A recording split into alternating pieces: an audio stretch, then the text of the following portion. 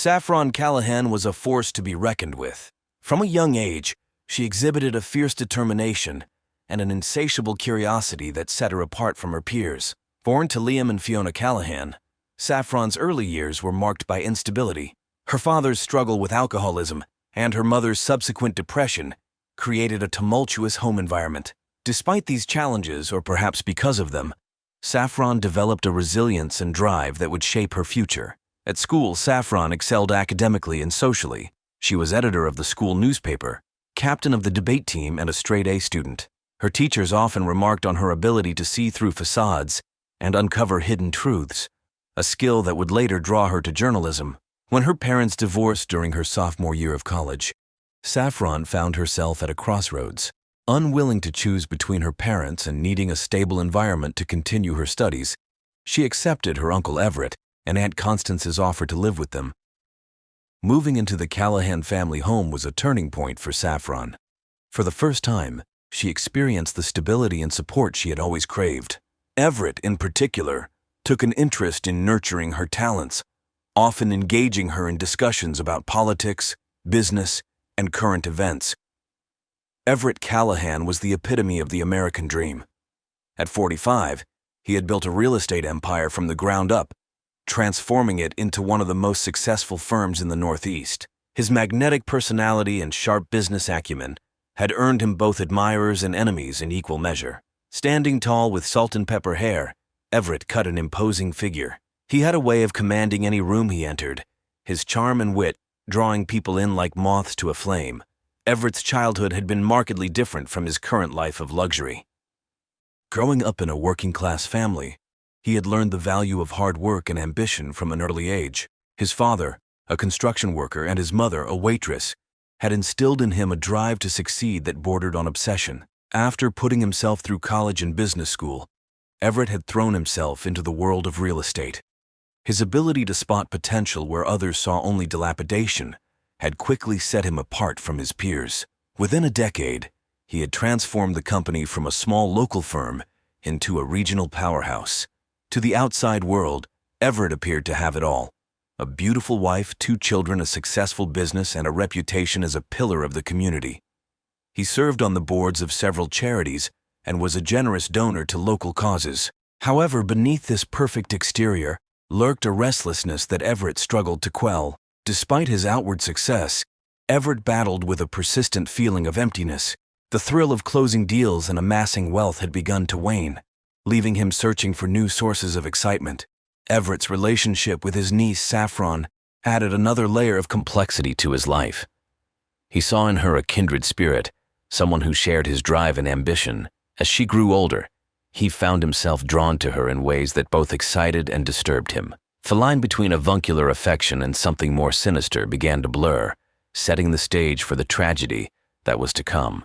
It was a crisp autumn evening when Saffron's world turned upside down. She had been working late at the local newspaper, where she had secured an internship, when she realized she had left her laptop charger at home.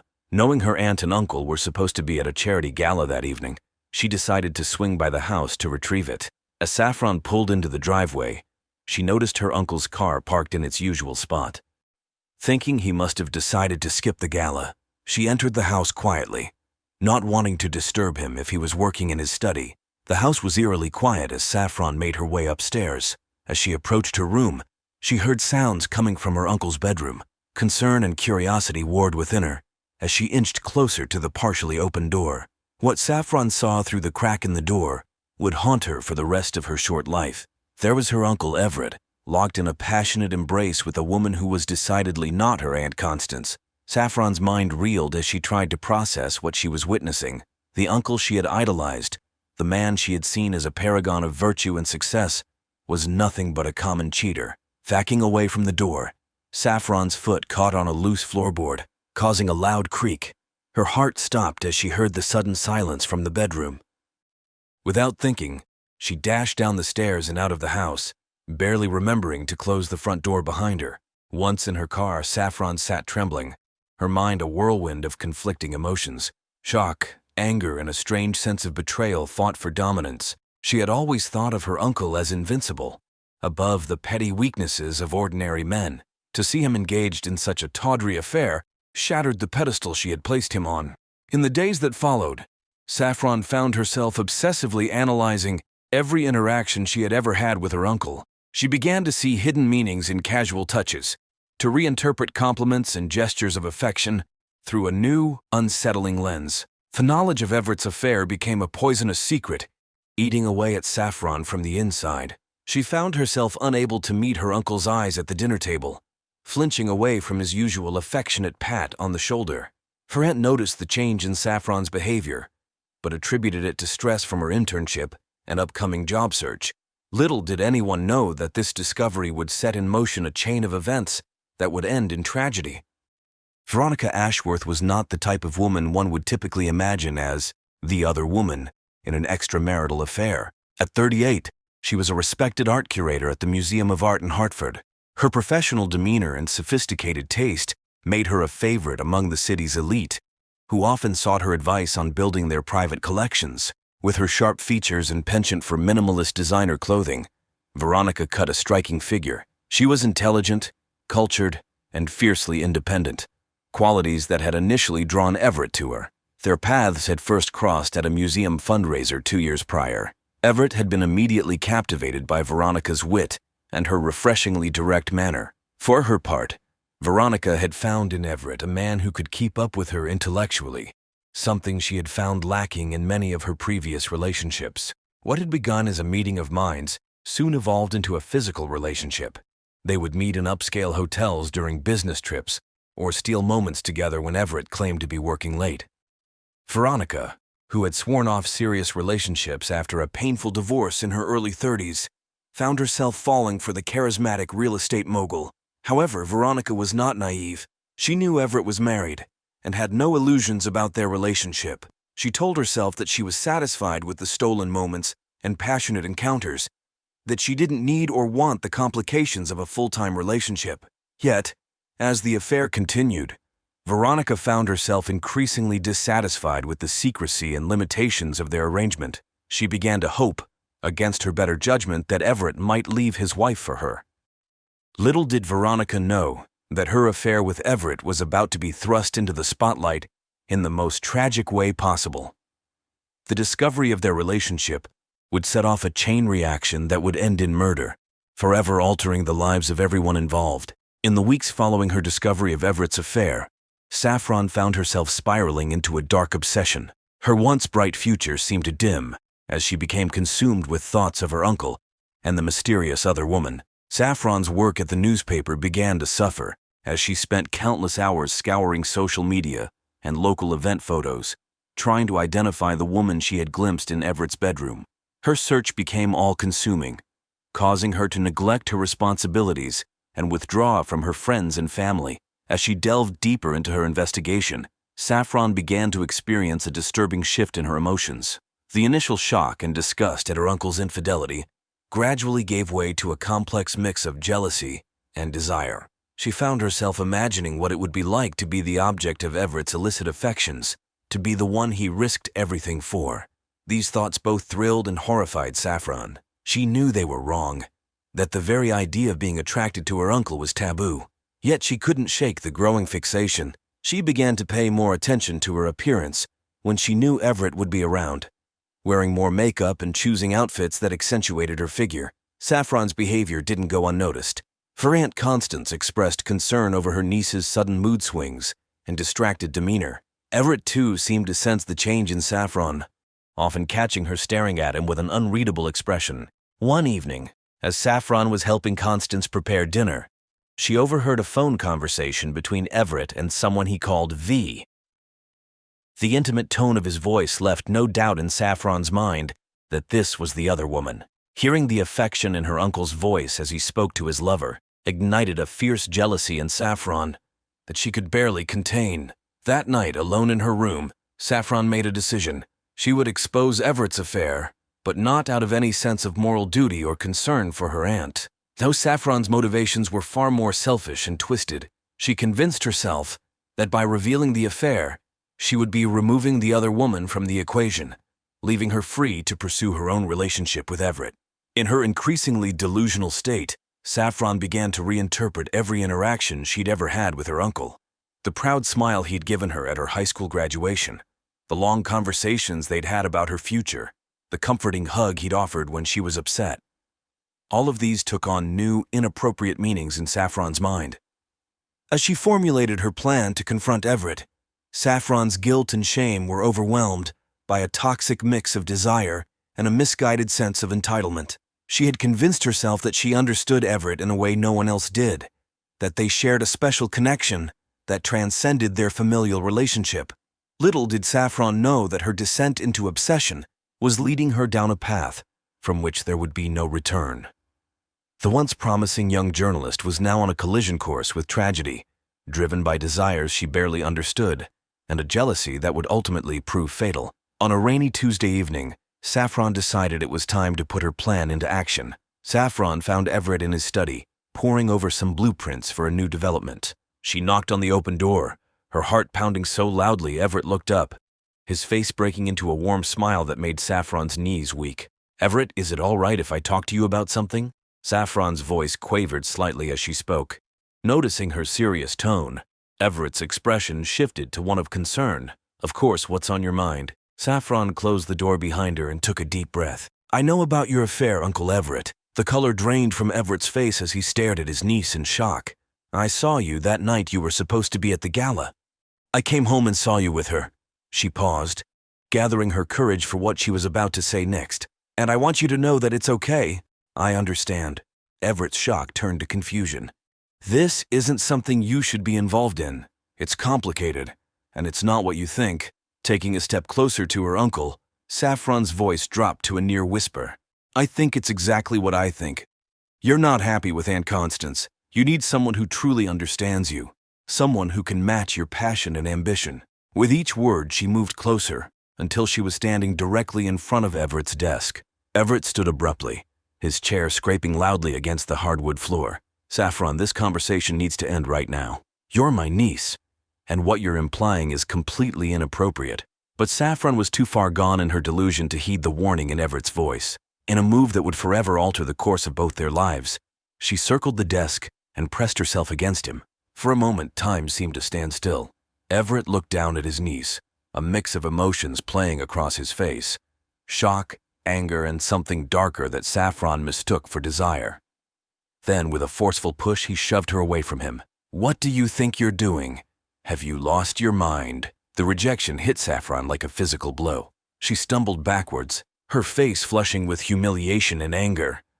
Neither of them could have known in that moment how this confrontation would set in motion a series of events that would end in tragedy. The lines had been crossed and there was no going back. In the days following the confrontation, an uneasy tension settled over the Callahan household. Saffron avoided Everett as much as possible, shame and anger warring within her. Everett, for his part, seemed determined to pretend nothing had happened, maintaining a facade of normalcy that only heightened Saffron's distress. It was on a Friday evening, nearly 2 weeks after the incident in the study, that everything changed. Constance had taken the children to visit her parents for the weekend, leaving Everett and Saffron alone in the house. Saffron had been planning to spend the evening out with friends, a desperate attempt to escape the suffocating atmosphere at home. As she was heading out the door, Everett called out to her, "Saffron, can we talk for a moment?" Everett gestured for her to join him in the living room. "I think we need to clear the air about what happened." Saffron sat stiffly on the edge of the sofa, her body tense. "I'd rather not talk about it. Can we just forget it ever happened?" Everett sighed, running a hand through his hair. "I don't think we can." Something in his tone made Saffron look up, meeting his eyes for the first time in weeks. What she saw there made her breath catch in her throat. Gone was the anger and disgust she had expected. Instead, she saw a mixture of guilt, desire, and resignation that mirrored her own conflicted emotions. In that moment, the dynamic between them shifted irrevocably. Everett moved closer, his voice low and intense. "This is wrong, Saffron. We both know it's wrong. But I haven't been able to stop thinking about you." What followed was a passionate, frenzied encounter that left them both breathless and filled with equal parts exhilaration and shame. As they lay tangled together on the sofa, the full weight of what they had done began to settle over them. In the weeks that followed, Everett and Saffron engaged in a dangerous dance of stolen moments and secret rendezvous. They both knew what they were doing was wrong, that it could destroy their family if anyone ever found out. But the thrill of their forbidden relationship, combined with the genuine affection and understanding they shared, proved too addictive to give up. Little did they know that their illicit affair was building towards a catastrophic conclusion. The web of lies and betrayal they were weaving would soon unravel with deadly consequences. As Everett and Saffron's secret relationship intensified, the atmosphere in the Callahan home grew increasingly strained. Constance, though unaware of the true nature of the situation, sensed that something was amiss. She noticed the furtive glances between her husband and niece, the way they seemed to tense up when in the same room together. The situation came to a head one Saturday afternoon when Constance walked in on Everett and Saffron in what appeared to be an intense, whispered argument. They sprang apart as soon as they noticed her, but Constance had seen enough to arouse her suspicions. "What's going on here?" she asked, her voice laced with concern and a hint of accusation. Saffron mumbled something about a disagreement over a business proposal before hurrying from the room. Everett attempted to smooth things over, claiming he had been giving Saffron advice about her career prospects, but Constance remained unconvinced. From that moment on, Constance began to pay closer attention to her husband and niece's interactions. She noticed how they always seemed to be in the same room, how their conversations would abruptly cease when she entered. A seed of doubt had been planted, and it was beginning to grow. As the weeks passed, the tension in the house became palpable. Family dinners, once a time of lively conversation and laughter, became stilted affairs filled with awkward silences and forced small talk. Constance's attempts to draw out what was wrong were met with deflection from Everett and evasion from Saffron. Unbeknownst to all, the carefully constructed facade of the Callahan family was beginning to crack. The truth, with all its ugly implications, was threatening to burst forth, and when it did, the consequences would be devastating. As autumn gave way to winter, Everett Callahan found himself trapped in a prison of his own making. The initial thrill of his affair with Saffron had long since faded, replaced by a constant, gnawing anxiety. The pressure was coming from all sides. Veronica, unaware of his dalliance with Saffron, had begun to push for more commitment. She wanted him to leave Constance, to start a new life with her. Her patience was wearing thin, and her threats to expose their affair were becoming more frequent and more serious. At home, Constance's suspicions had not abated. Her once trusting nature had been replaced by a quiet watchfulness that set Everett's nerves on edge. He caught her checking his phone when she thought he wasn't looking, noticed her questioning glances when he came home late from work. But it was Saffron who posed the greatest threat. What had begun as a misguided infatuation on her part had evolved into something far more dangerous. She had become possessive, jealous not just of Constance but of Veronica as well. Her demands for Everett's time and attention were becoming increasingly difficult to manage. One particularly tense evening, after a close call where Constance had nearly walked in on them in a compromising position, Everett tried to end things with Saffron. "This has to stop," he had told her. Saffron's eyes had flashed with a mixture of hurt and anger. "You can't end this, I won't let you. If you try to leave me, I'll tell everyone what we've done." The threat hung in the air between them, and Everett felt the last vestiges of control slipping away from him. He was trapped, caught between three women, each holding a piece of his destruction in their hands. The night that would change everything started like any other. The Callahan family had just finished dinner, with Constance and the children settling in for a movie night. Everett begged off, claiming he had work to finish in his study. Saffron too excused herself, saying she had plans with friends. But Saffron had no intention of going out that night. Instead, she waited until she was sure the rest of the family was engrossed in their movie before slipping into Everett's study. She found him at his desk, his head in his hands. "We need to talk," Saffron said, closing the door behind her. Saffron moved closer, her eyes blazing with a mixture of hurt and determination. "You need to choose her or me. I won't be your little secret anymore." In that moment, looking at Saffron's face twisted with jealousy and desperation, Everett saw his entire life crumbling before his eyes. Everything he had worked for, everything he had built, was about to be torn apart by this girl's misguided obsession. Something inside Everett broke. With a roar of frustration and fear, he lunged at Saffron, his hands closing around her throat. He wanted to stop her, to silence the threats that were destroying his world. But once he started, He couldn't stop. Saffron's eyes widened in shock and fear as she clawed at his hands trying to break free. But Everett was stronger, his grip fueled by panic and adrenaline. It was over in minutes. Saffron's struggles weakened, then ceased altogether. When Everett finally came to his senses and released his grip, she crumpled to the floor, lifeless. The discovery of Saffron's body sent shockwaves through the Callahan household and the wider community. It was Constance who found her, alerted by the unusual silence from Everett's study. Her scream of horror brought the children running, and within minutes the house was swarming with police and paramedics. Everett, in a state of shock, had been found sitting in his chair staring blankly at Saffron's body. He offered no resistance as the police led him away, his silence interpreted as stunned grief by the officers on the scene. Detective Lena Kirka, a veteran of the police department's homicide division, was assigned to lead the investigation. From the moment she stepped into the Callahan home, she sensed that this case was far more complex than a simple home invasion gone wrong, which was the initial theory. As she interviewed the family members, inconsistencies began to emerge. Constance, while devastated, seemed to be harboring suspicions about her husband. The children, Rowan and Ivy, spoke of increasing tension in the house over the past few months, particularly between Everett and Saffron. But it was Everett's behavior that raised the most red flags for Detective Kirk. His affect was flat, his responses to questions vague and evasive. He claimed to have been working in his study all evening, not hearing anything until Constance's scream. Yet, the detective noted there were signs of a struggle in the room, and Everett's clothing was disheveled. As the investigation progressed, more questions arose. Why had Saffron lied about going out with friends? What was she doing in Everett's study so late at night? And most intriguingly, who was the mysterious V that appeared frequently in Saffron's text messages and emails? The autopsy report brought another twist to the case. The cause of death was strangulation, but the medical examiner also found evidence of sexual activity shortly before Saffron's death. This revelation cast the case in a new, disturbing light. As Detective Kirk dug deeper, she began to uncover a web of secrets and lies that ran through the heart of the Callahan family. The picture-perfect facade was crumbling, revealing dark truths that would shock the community to its core. As the investigation into Saffron's murder intensified, Detective Kirk and her team began to piece together the complex puzzle of relationships and secrets within the Callahan family. Each new revelation brought them closer to the shocking truth.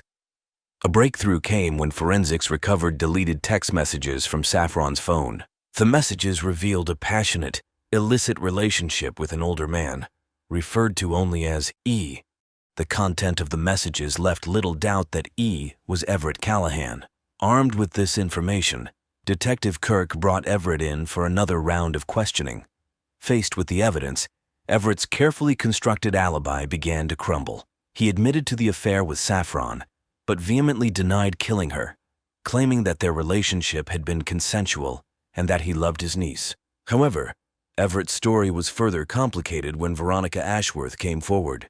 Initially reluctant to involve herself in the investigation, Veronica finally revealed her long-standing affair with Everett after being confronted with evidence linking her to him. Her testimony painted a picture of a man torn between multiple relationships, struggling to keep his various secrets from colliding. Meanwhile, a more thorough search of the Callahan home uncovered a journal hidden in Saffron's room. The entries detailed her growing obsession with her uncle, her discovery of his affair with Veronica, and her plan to confront him on the night of her death. The final entry, dated the day she died, contained a chilling line. "Tonight everything changes. He'll have to choose, her or me." This evidence, combined with the forensic analysis of the crime scene, began to paint a clear picture of what had transpired on that fatal night. DNA evidence found under Saffron's fingernails matched Everett's, indicating a struggle. Fibers from Everett's clothing were found on Saffron's body, contradicting his initial statement that he hadn't been in close contact with her that evening. As the case against Everett built, other witnesses came forward. A neighbor reported hearing raised voices coming from the Callahan house on the night of the murder. A colleague of Everett's mentioned his increasingly erratic behavior at work in the weeks leading up to Saffron's death. Perhaps the most damning testimony came from Constance. After days of questioning and faced with the mounting evidence of her husband's infidelity, she finally broke down. She revealed that she had suspected something was going on between Everett and Saffron for weeks. On the night of the murder, she had overheard part of their argument, but had been too afraid to intervene. As Detective Kirk compiled all the evidence, a timeline of events emerged. Saffron had confronted Everett about his affair with Veronica, threatening to expose both relationships if he didn't choose her. In a moment of panic and rage, Everett had strangled Saffron, then attempted to cover up his crime. The case, which had once seemed like a tragic home invasion, had unraveled into a sordid tale of forbidden desire, jealousy, and ultimately, murder. The respected Callahan family, once the picture of suburban success, now stood exposed as a web of lies and betrayal. The courtroom was packed each day as the prosecution laid out its case, painting a picture of a man whose web of lies and illicit relationships had finally caught up with him. Prosecutor presented a compelling narrative, weaving together the physical evidence, witness testimonies, and the damning contents of Saffron's journal. She portrayed Everett as a manipulative predator who had taken advantage of his young, vulnerable niece, then killed her in a fit of rage when she threatened to expose him. Everett's defense team attempted to cast doubt on the prosecution's case. They argued that the physical evidence was circumstantial and that Saffron's journal entries were the fantasies of a troubled young woman. The trial's most dramatic moment came when Everett himself took the stand. Under intense cross-examination, he finally admitted to his affair with Saffron, but continued to deny killing her. His emotional breakdown on the stand, as he begged for forgiveness from his family, left many in the courtroom stunned. As the trial neared its conclusion, both the prosecution and defense made impassioned final arguments. After 3 days of deliberation, the jury returned with their verdict. In a moment of high drama, the foreman stood and declared Everett Callahan guilty of second-degree murder. The judge sentenced Everett to 25 years to life in prison, bringing a close to a case that had shocked and captivated the nation. The Callahan tragedy left an indelible mark on the community. The family's once pristine reputation was in tatters, their name forever associated with scandal and murder.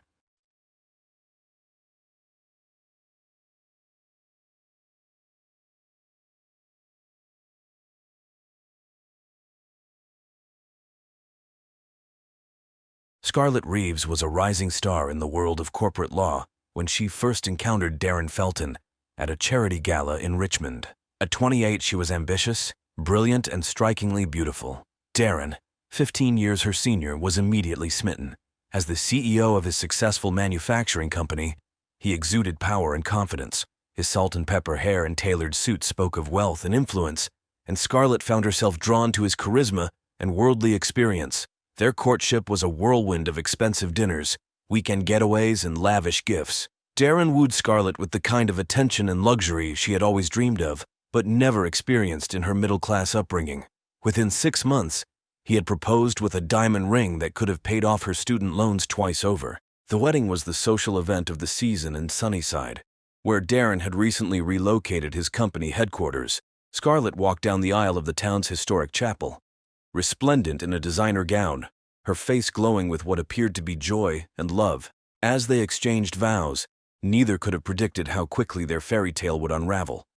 The first year of marriage seemed idyllic on the surface. Scarlet left her job in Richmond to become the perfect society wife, throwing herself into charity work and social events. But behind closed doors, cracks began to appear. Darren's controlling nature, at first masked as protectiveness, became suffocating. He questioned her every move, criticized her choices, and slowly isolated her from her former colleagues and friends. Scarlet found herself trapped in a gilded cage, her once vibrant personality dimming under the weight of Darren's expectations. She tried to rekindle her legal career, but Darren vehemently opposed the idea, insisting that his wife need not work.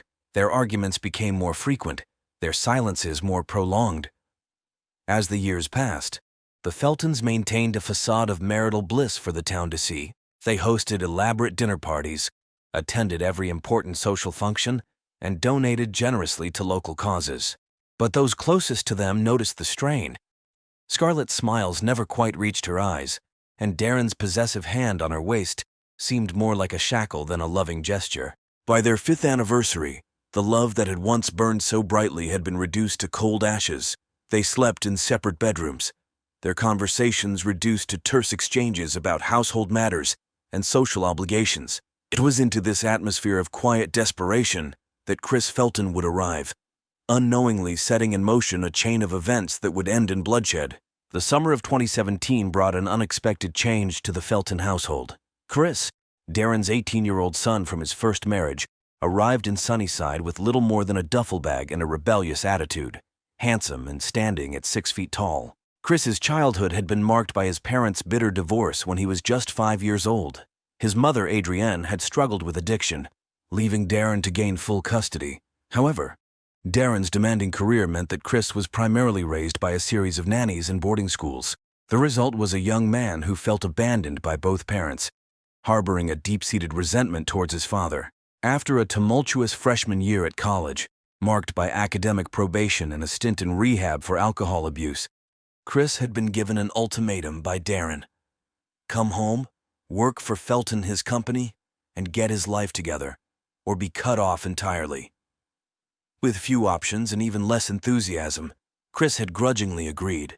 Scarlett's first encounter with her stepson was awkward at best. She had met him briefly at the wedding 5 years prior, but the sullen 14-year-old had transformed into a strikingly handsome young man. For his part, Chris was taken aback by Scarlett's youth and beauty, having expected someone closer to his father's age. Darren wasted no time in putting Chris to work, insisting he start at the bottom of the company ladder. This meant long hours at the factory, learning every aspect of the business from the ground up. It was a punishing schedule designed to instill discipline, but it only served to deepen the rift between father and son. As the weeks passed, Scarlett found herself increasingly drawn to Chris's presence in the house. His youthful energy and rebellious spirit were a stark contrast to the stifling atmosphere she had grown accustomed to. She began to look forward to their brief interactions, a shared laugh over breakfast, a sympathetic smile when Darren was being particularly demanding. Little did any of them realize that Chris's arrival had set the stage for a dangerous attraction that would soon spiral out of control, threatening to destroy the fragile balance of the Felton family forever. The catalyst for Scarlett and Chris's illicit relationship came on a sweltering August night. Darren was away on a business trip, leaving Scarlett alone in the vast, empty house. Unable to sleep in the oppressive heat, she had gone downstairs for a glass of water, only to find Chris in the kitchen, shirtless and glistening with sweat after a late-night run. Their eyes met, and in that moment, something shifted. The air between them crackled with unspoken tension. Scarlett found herself mesmerized by the defined muscles of his chest, the vulnerable look in his eyes, so unlike his father's hard gaze. Chris, in turn, was struck by Scarlett's beauty, her silk nightgown clinging to her curves in the humid air. They talked for hours that night, sharing confidences they had never dared voice before. Scarlett spoke of her frustrations with Darren, her feelings of being trapped and unfulfilled. Chris opened up about his troubled relationship with his father, his struggles with addiction, and his dreams of breaking free from the Felton legacy. As dawn broke, they found themselves drawn together, their lips meeting in a kiss that was equal parts passion and desperation. It was a moment of weakness that would have far-reaching consequences. In the days that followed, Scarlett and Chris tried to forget what had happened, to chalk it up to a moment of madness. But the attraction between them had been unleashed, and it proved impossible to ignore. Stolen glances across the dinner table, lingering touches as they passed in the hallway. Every interaction was charged with forbidden desire. Their first real tryst occurred 2 weeks later. Darren had fallen asleep early, as he often did after drinking too much scotch. Scarlett slipped out of their bedroom and made her way to the pool house, where Chris had taken up residence. Under the cover of darkness, they gave in to their passion, their lovemaking urgent and frantic, both aware of the enormous risk they were taking. As the affair deepened, so did their emotional connection. Scarlett rediscovered parts of herself she thought long buried: her wit, her adventurous spirit, her capacity for joy. Chris, for his part, found in Scarlett the love and acceptance he had always craved. They began to imagine a future together, away from Darren's controlling influence and the suffocating expectations of society. But reality had a way of intruding on their fantasies. The guilt weighed heavily on both of them, particularly Scarlett. She was acutely aware of the betrayal, not just of her marriage vows, but of the trust Darren had placed in her as a stepmother to his son. Chris struggled with his own conflicting emotions, the thrill of the affair warring with his complicated feelings towards his father. Despite the risks, they found it impossible to end their relationship. They began to take greater chances, meeting in secluded spots around town, exchanging passionate emails, and even sneaking away for a weekend trip under the guise of Scarlet visiting an old college friend. As autumn approached, their affair had become all-consuming. Scarlet walked a constant tightrope, playing the role of devoted wife while secretly planning rendezvous with Chris. She knew that what they were doing was dangerous, potentially ruinous for all involved. But in Chris's arms, she felt alive for the first time in years. Neither Scarlet nor Chris could have foreseen the tragic turn their secret passion would take.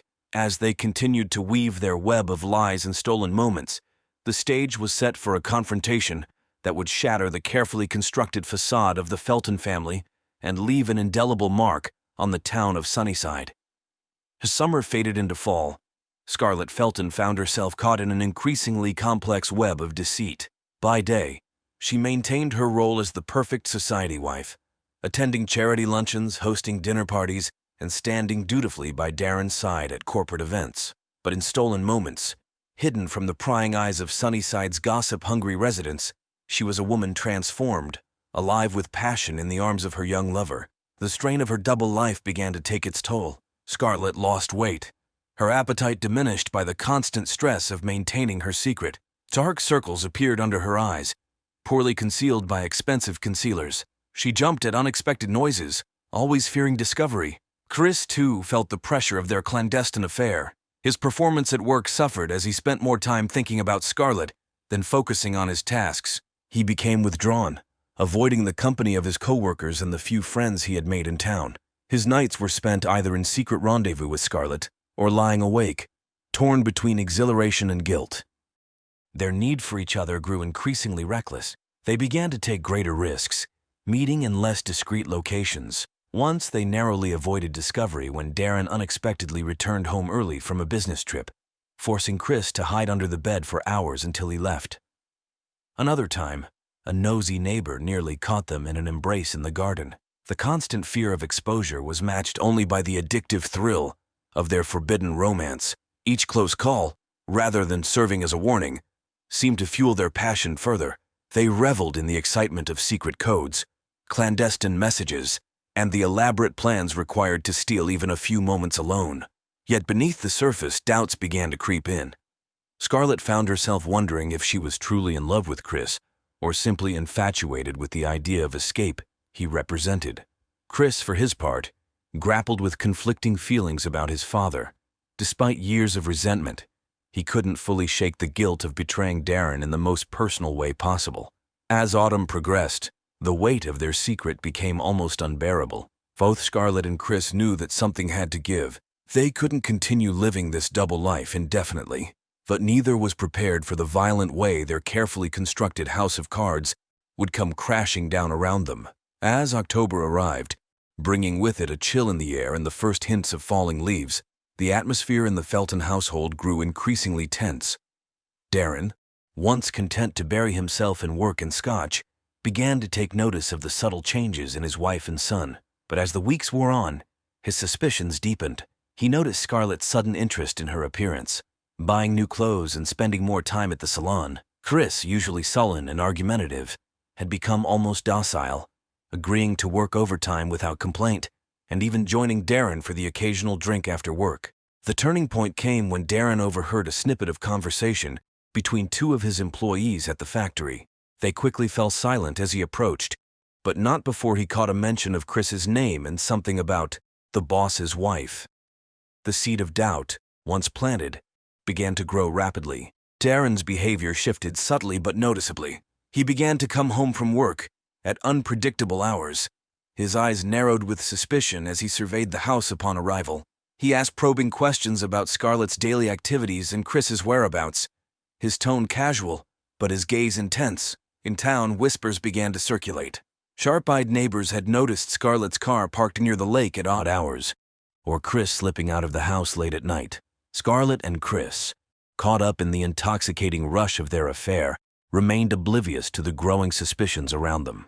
They continued their secret meetings, each one a little more daring than the last, convinced that their careful planning and discreet behavior had kept their relationship hidden.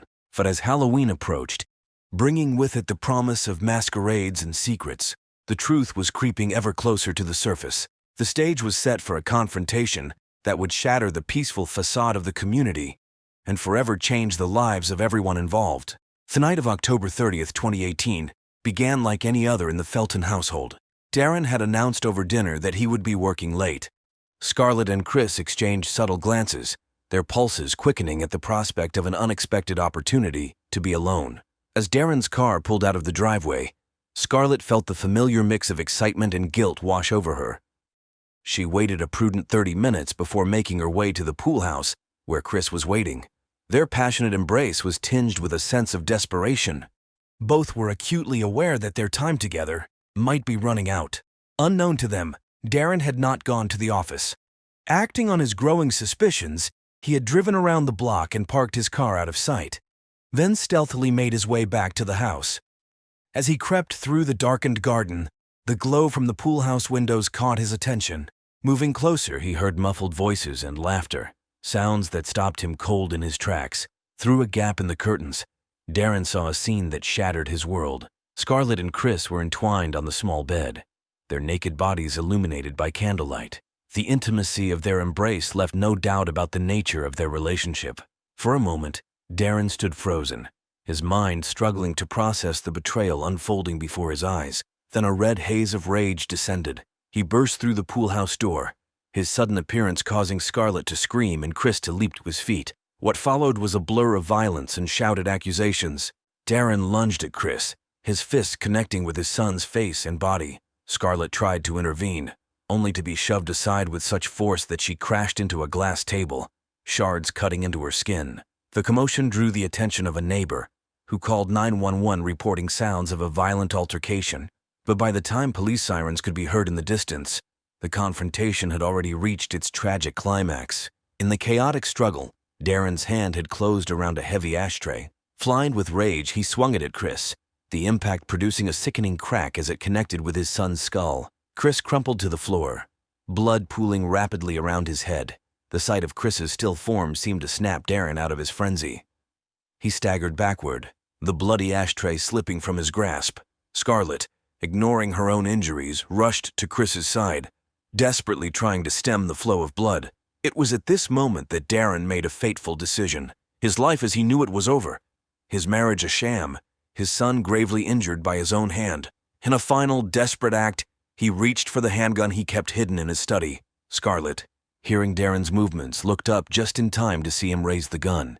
Her scream was drowned out by 2 deafening shots. Darren's body jerked as the bullets tore through him, and he collapsed to the floor. Seconds later, the first police officers burst into the house, following the trail of destruction to the pool house. They were met with a scene of carnage.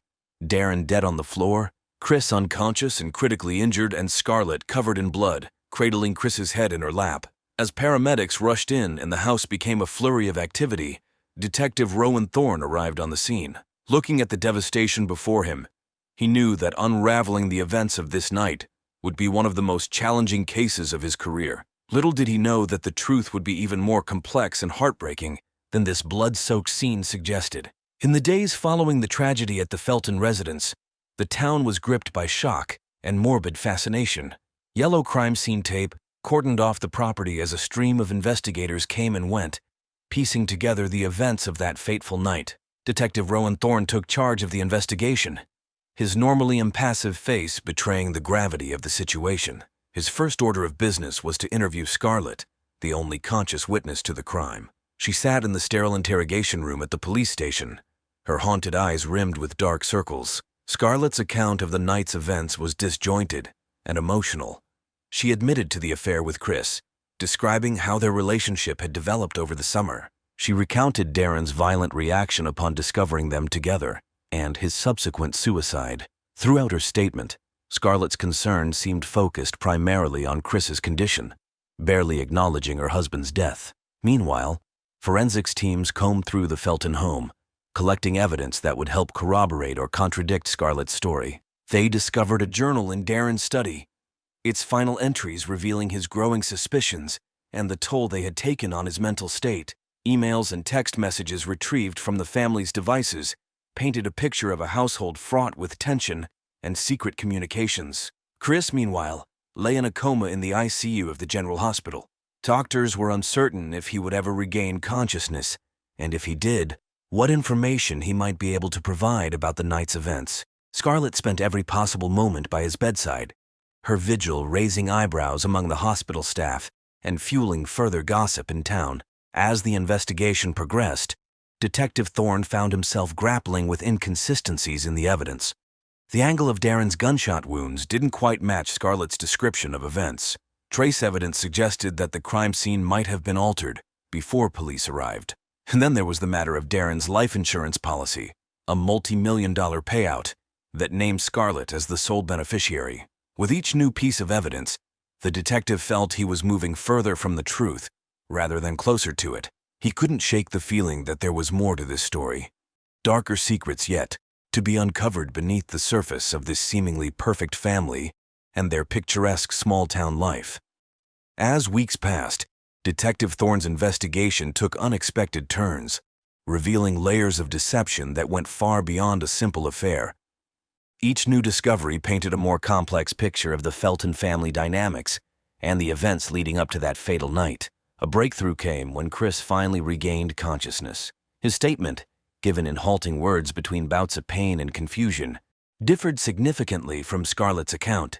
Chris spoke of a plan, not just to continue their affair but to eliminate Darren permanently. According to Chris, it was Scarlet who had suggested that they murder her husband, staging it as a suicide to claim the life insurance money and start a new life together. This revelation sent shockwaves through the investigation team. Thorne ordered a more thorough forensic analysis of the crime scene, which uncovered trace amounts of a powerful sedative in a glass found in Darren's study. Toxicology reports on Darren's body, rushed through the lab, confirmed the presence of the same drug in his system. Perhaps most shockingly, Thorne uncovered evidence suggesting that Darren had been involved in the death of his first wife.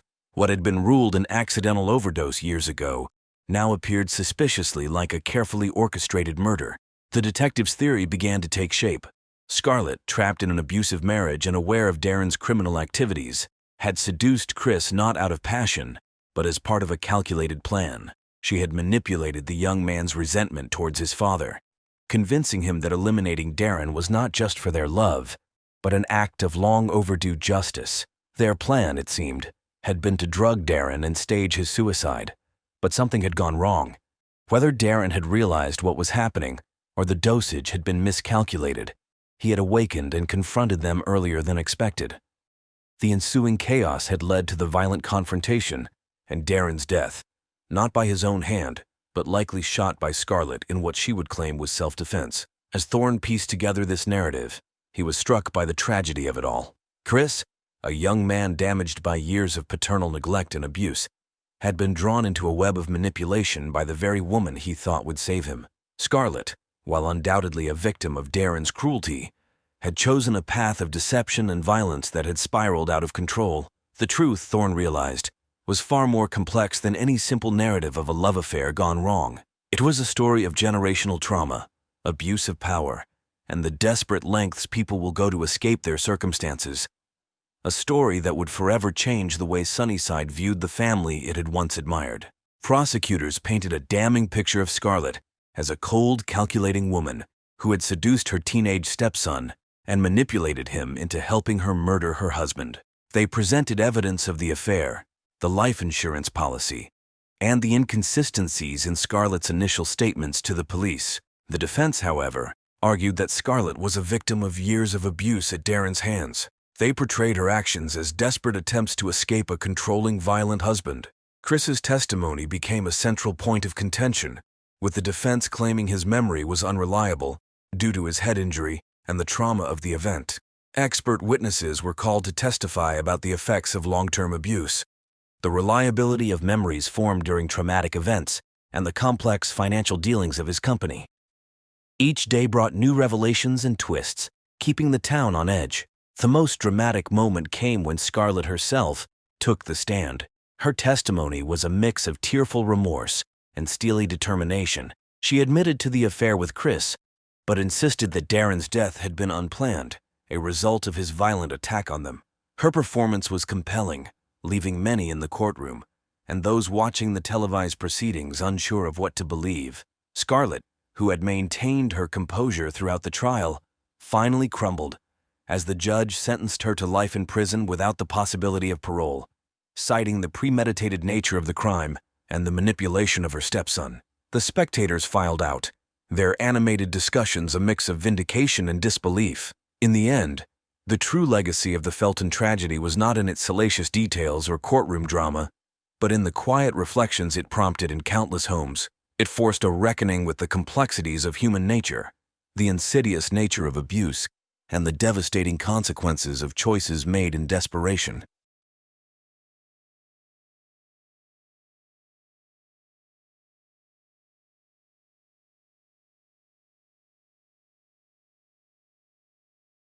Jaden Hartwell, a charismatic 45-year-old investment banker, and his wife Karen, a 42-year-old art gallery curator, were the epitome of success and refinement.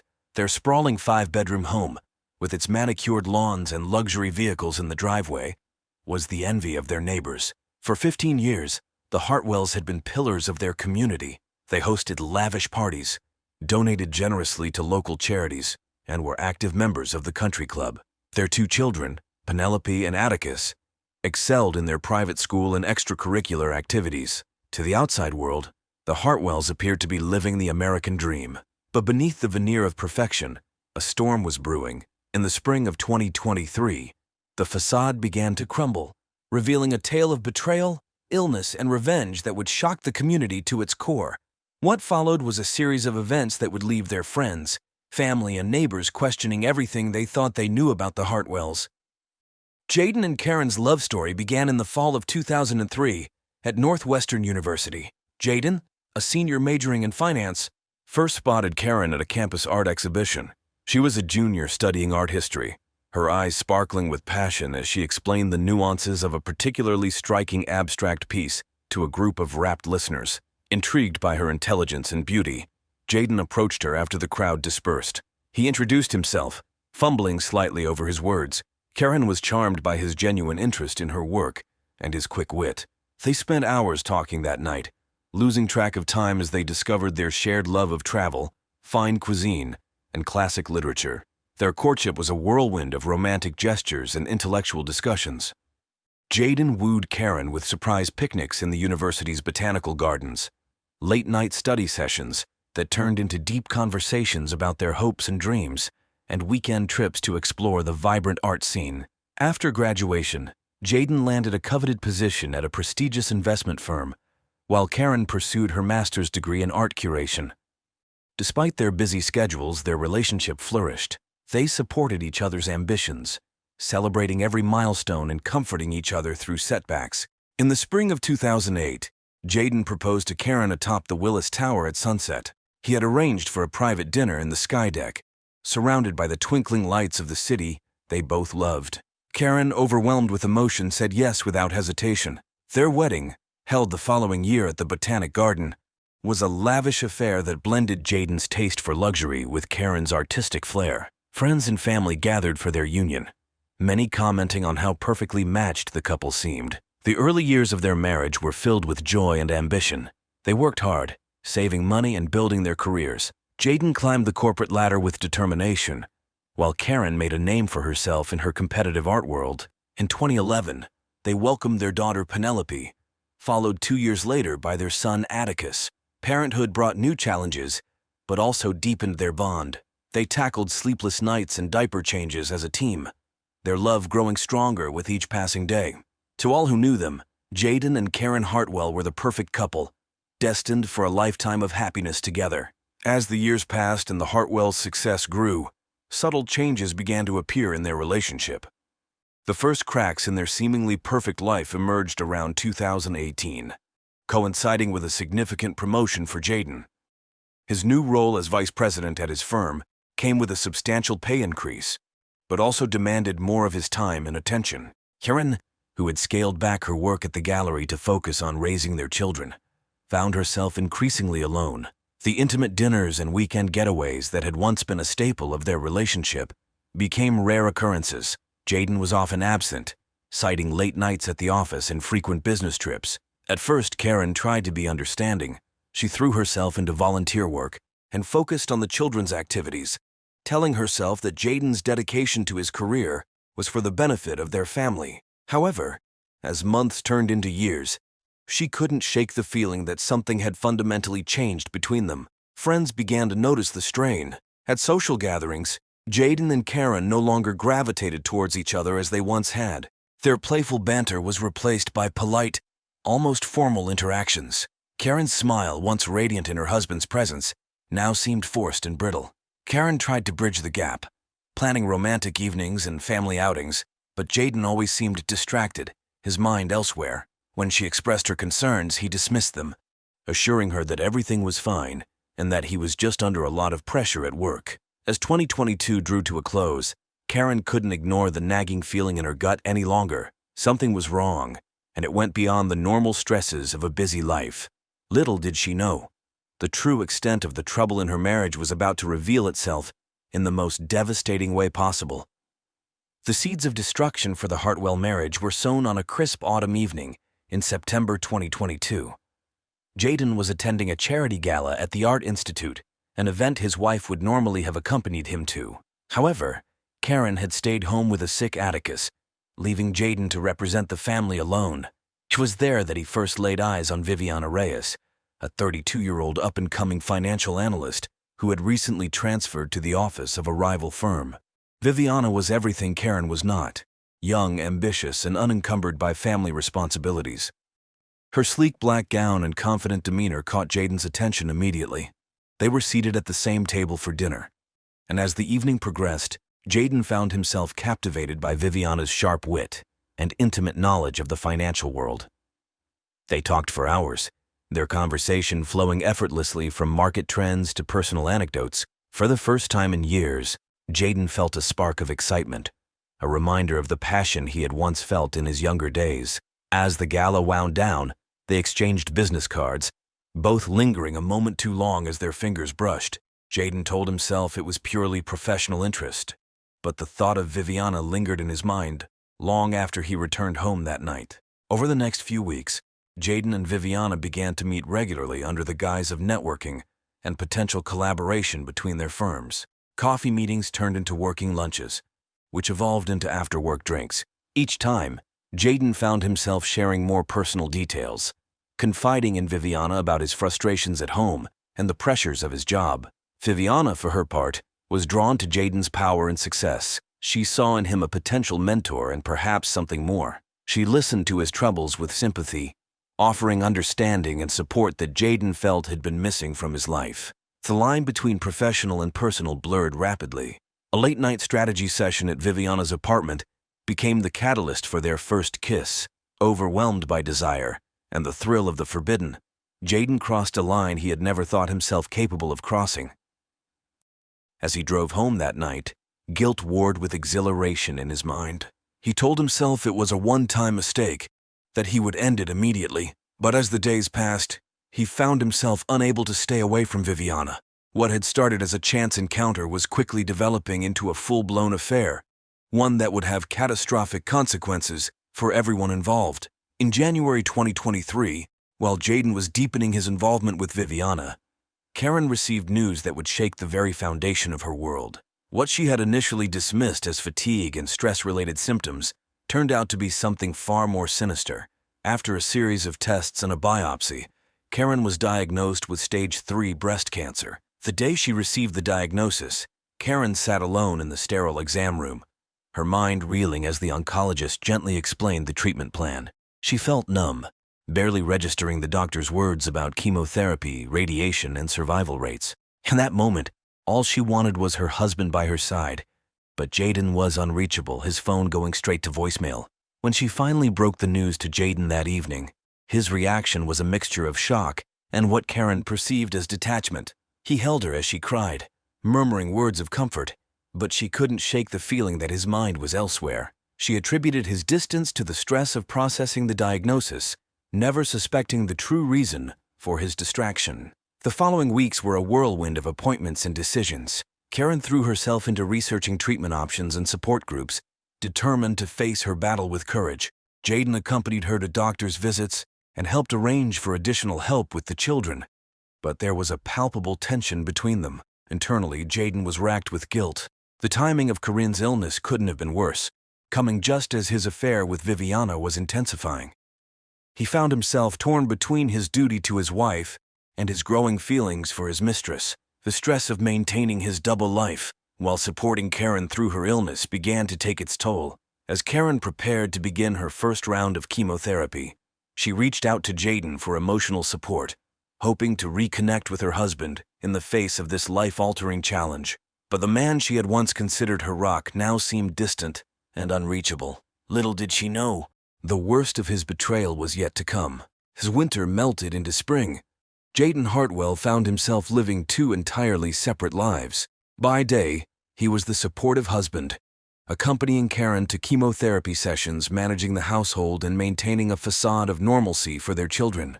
By night, he was Viviana's passionate lover, escaping into a world of excitement and freedom from the burdens of his family life. The guilt of his infidelity, compounded by Karen's illness, ate away at Jayden. He threw himself into his work with renewed vigor, using it as an excuse to create distance from both women. Late nights at the office became his refuge, a neutral space where he could avoid confronting the reality of his choices. Karen, weakened by her treatments and focused on her recovery, initially attributed Jayden's absences to the demands of his job and the stress of her illness. She leaned heavily on her sister Imogen and a close-knit group of friends who rallied around her during this difficult time. They provided the emotional support that seemed to be lacking from her husband, though none of them dared to voice their concerns about Jayden's behavior. Meanwhile, Viviana grew increasingly impatient with the limitations of their relationship. She pressed Jayden for more of his time and attention, hinting at a future together. Jayden, unable to fully commit but unwilling to let her go, placated her with promises of a vacation together once things settled down at home. As Karen's treatment progressed, the strain began to show on the entire family. Penelope, now 12, became withdrawn and sullen, struggling to cope with her mother's illness and her father's constant absences. 9-year-old Atticus developed anxiety, clinging to Karen and dissolving into tears at the slightest provocation. The once happy home became a place of tension and unspoken resentments. Friends and neighbors began to notice the change in the Hartwell family dynamic. Whispers circulated at school pickups and neighborhood barbecues. Some speculated about the toll of Karen's illness, while others wondered if there was trouble in the marriage. Jayden's colleague, Dominic Faust, had seen him with Viviana at a restaurant across town, but kept his suspicions to himself, unwilling to add to the family's troubles. As summer approached, Jayden found himself walking an increasingly precarious tightrope. His performances at work, at home, and with Viviana were beginning to slip. He was irritable, distracted, and prone to mood swings. Karen, despite her weakened state, sensed that something was deeply wrong but lacked the energy to confront him directly. The breaking point was approaching, and it would come in a way that none of them could have anticipated. As Jayden planned his getaway with Viviana, he had no idea that his carefully constructed house of cards was about to come crashing down around him. As July 2023 arrived, bringing with it a heat wave that blanketed in sweltering temperatures, Jayden Hartwell made a decision that would irreversibly alter the course of his life and the lives of those around him. With Karen's chemotherapy scheduled to continue throughout the summer, Jayden announced that he needed to take a business trip to close an important deal in the Cayman Islands. Karen, pale and exhausted from her most recent round of treatment, nodded weakly at the news. She was too drained to question the timing or the necessity of the trip, simply asking him to call regularly to check on her and the children. Jayden felt a pang of guilt as he looked at his wife, but the guilt wasn't enough to deter him from his plans. In reality, there was no business deal. Jayden had arranged a week-long romantic getaway with Viviana, using his connections to book a luxurious private villa on a secluded beach. As he packed his bags, hiding gifts for Viviana among his clothes, he rationalized his actions. He told himself that he deserved this break, that the stress of the past months entitled him to some happiness. The moment Jayden and Viviana arrived at their tropical paradise, they threw caution to the wind. They spent their days lounging on the beach, sipping cocktails, and indulging in expensive meals. Their nights were filled with passion, both of them reveling in the freedom to be together openly. Jaden pushed thoughts of Kareen and his children to the back of his mind, fully immersing himself in the fantasy of a life with Viviana. Back in their house, Karen's condition took a turn for the worse. The side effects of her latest treatment hit her hard, leaving her bedridden and feverish. Imogen moved in temporarily to help with the children and Karen's care. Growing increasingly frustrated with her brother-in-law's absence, she tried repeatedly to reach Jaden, but his phone went unanswered.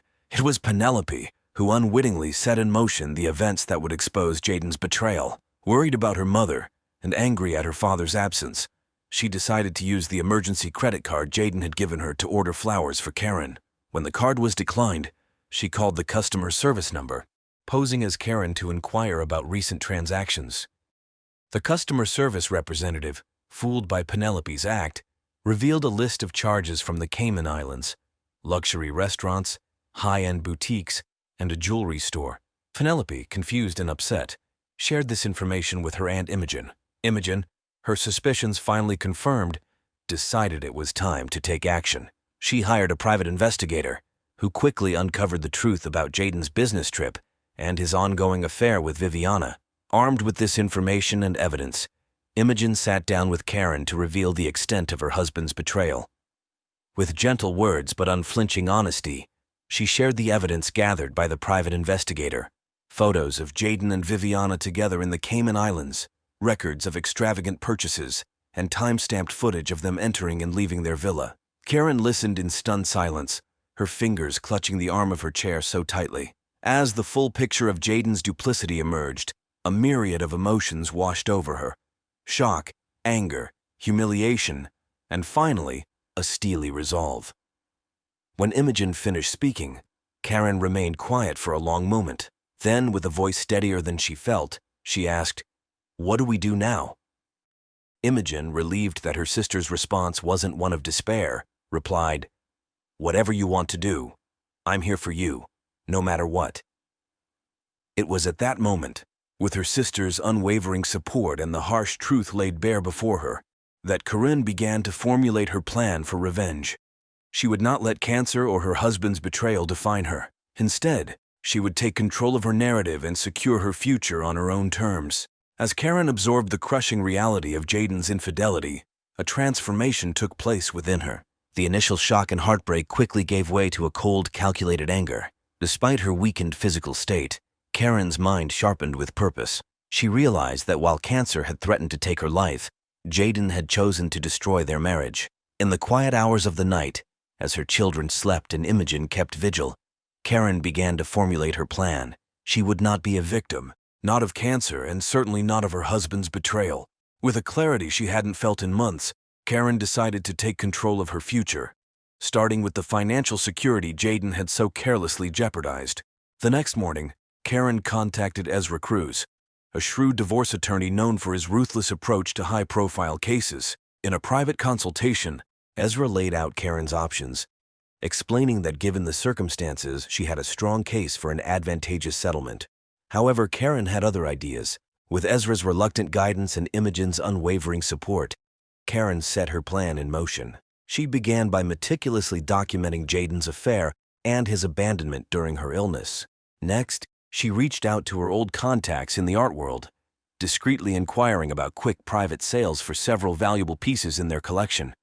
The most crucial and risky part of her plan involved their joint assets. Using her power of attorney, which Jaden had granted her years ago for emergencies, Karen began the process of liquidating their accounts. She worked tirelessly, making calculated moves to convert their investments into cash without raising immediate alarms. As she worked, Karen was fueled by a mix of righteous anger and a newfound determination to secure her children's future. She set up new accounts in her name only, transferring funds with precision. The family's vacation home in Michigan was quietly put on the market, sold to a cash buyer within days. Throughout this whirlwind of activity, Karen maintained an outward appearance of a woman focused solely on her health.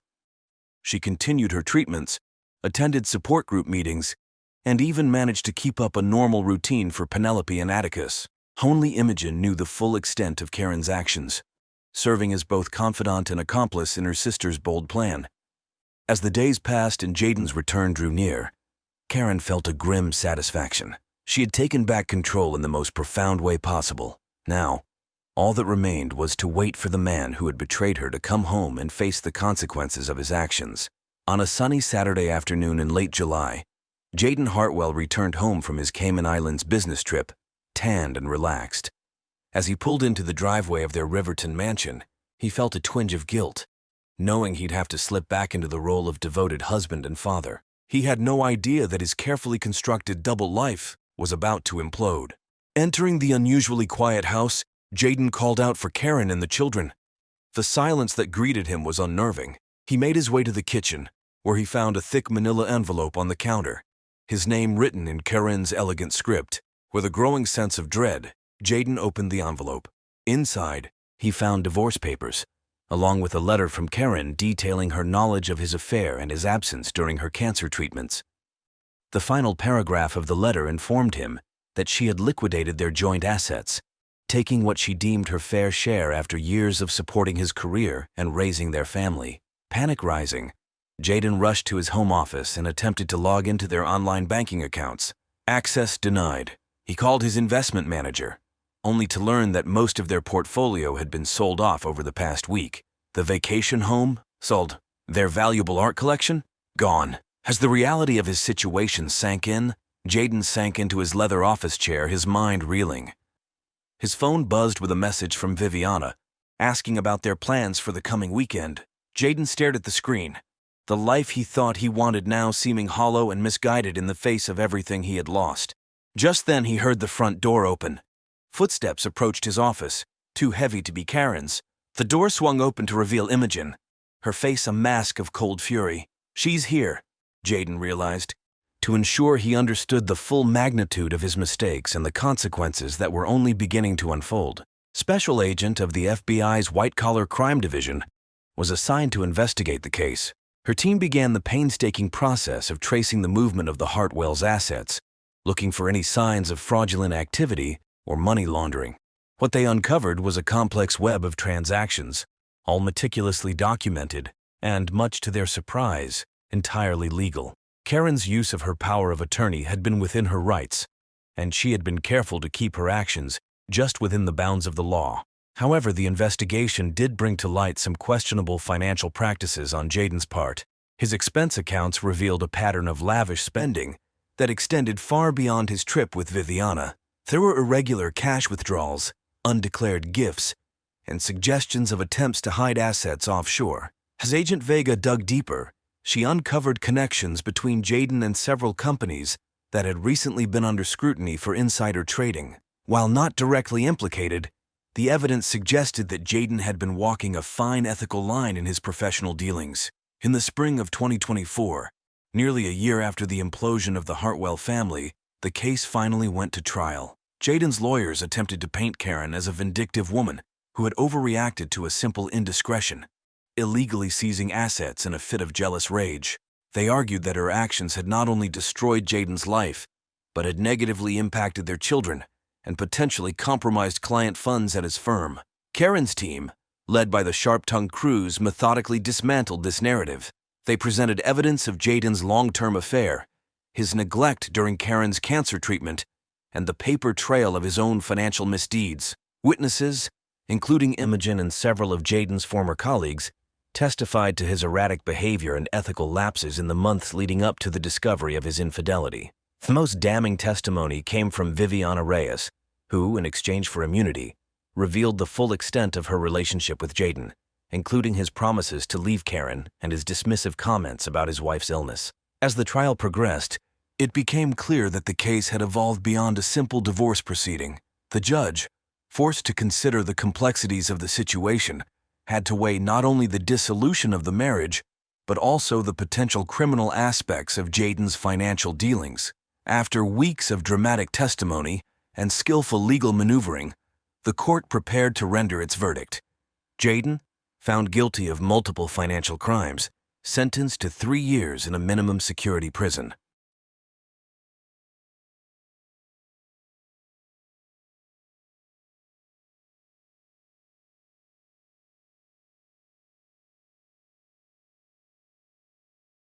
On the night of August 17, 2022, A heinous act shattered the Hillcrest community, leaving them reeling and exposing the dark underbelly of family dysfunction and deadly manipulation.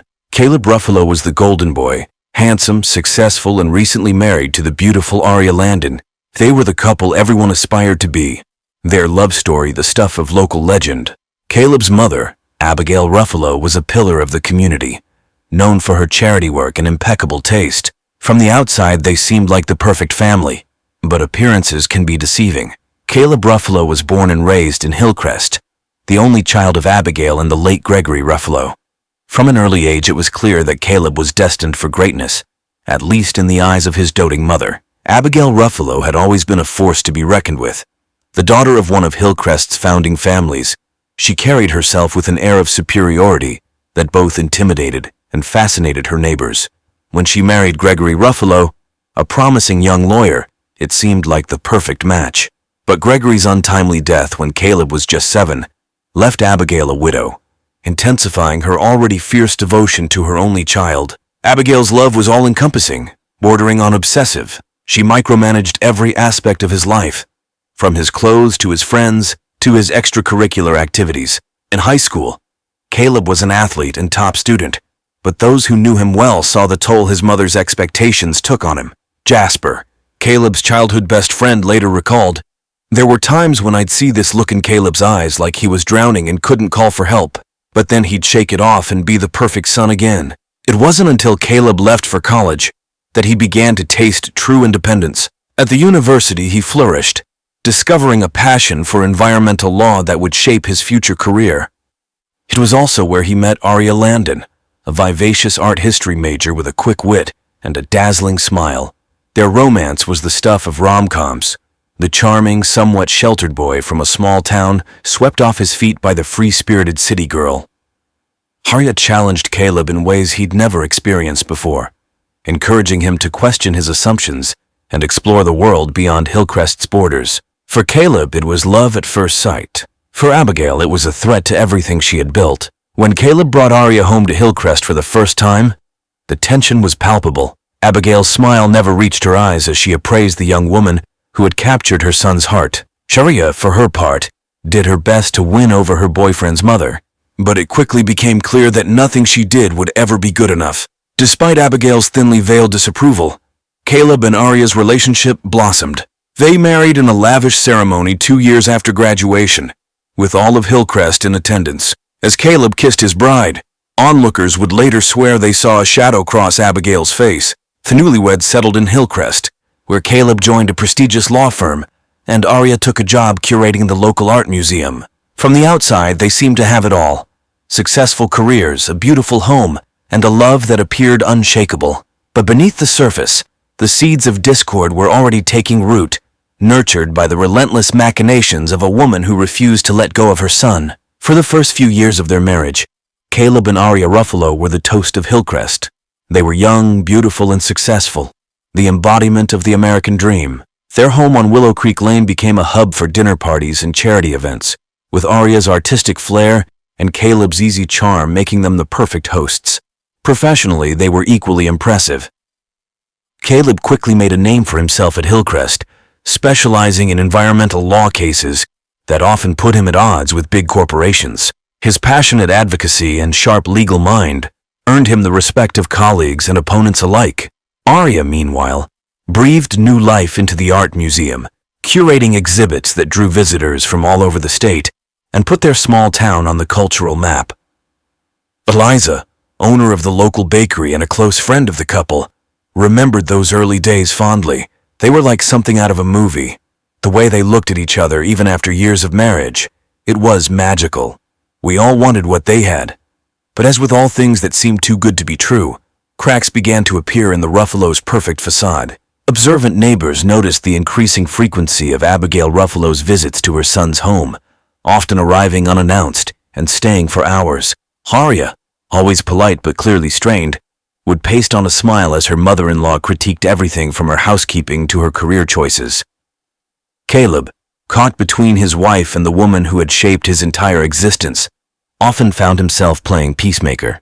He'd soothe Aria's hurt feelings after particularly cutting remarks from Abigail, then turn around and defend his mother's intentions to his wife. It was a delicate balancing act, and one that was becoming increasingly difficult to maintain. Friends began to notice subtle changes in the couple's dynamics. Arya, once vivacious and outgoing, grew quieter at social gatherings, her smile not quite reaching her eyes. Caleb, for his part, threw himself into his work with an intensity that bordered on obsession. Late nights at the office became more frequent, as did the furrow in his brow when he thought no one was looking. To the casual observer, the Ruffalos were still the golden couple of Hillcrest, but those who looked closer could see the hairline fractures forming in their once unbreakable bond. Fractures that would soon split wide open under the relentless pressure of a mother's twisted love. The transformation of Caleb Ruffalo from doting husband to suspicious, paranoid spouse didn't happen overnight. It was a gradual process, a slow poisoning of the mind orchestrated with chilling precision by the one person he trusted above all others, his mother. Abigail had always been a master of subtle manipulation, and she put all her skills to work in her campaign to drive a wedge between her son and his wife. So it started innocuously enough, a casual mention of how late Arya was working at the museum, a seemingly offhand comment about the handsome new donor who seemed so taken with her daughter-in-law's expertise. At first, Caleb brushed off these remarks. He trusted Arya implicitly and knew how dedicated she was to her work. But Abigail was patient. She knew that doubt, once planted, has a way of taking root and growing in even the most fertile soil of love and trust. As weeks turned into months, Abigail's insinuations became more pointed. She'd call Caleb at odd hours, voice laden with concern, to report that she'd driven by the house and noticed Arya's car was gone.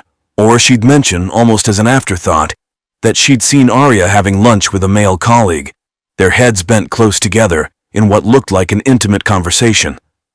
Each seed of doubt she planted found purchase in Caleb's mind, fed by his own insecurities and the stress of his demanding career. He began to notice things he'd overlooked before, the way Arya's phone would sometimes buzz late at night, the new clothes she'd bought for work, the vague answers she gave when he asked about her day.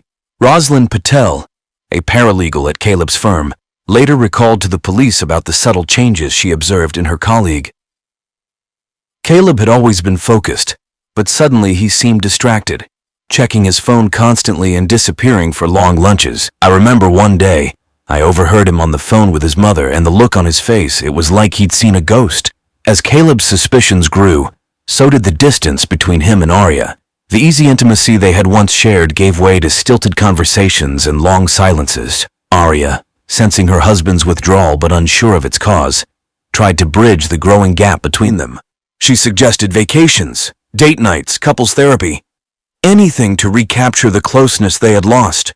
But Caleb, his mind clouded by doubt and his ear filled with his mother's poisonous whispers, interpreted Arya's efforts as attempts to assuage her guilty conscience. Every loving gesture became suspect, every explanation a potential lie. In the echoing halls of the Ruffalo house, a clock was ticking down to tragedy, its ominous rhythm drowned out by the sound of a family falling apart.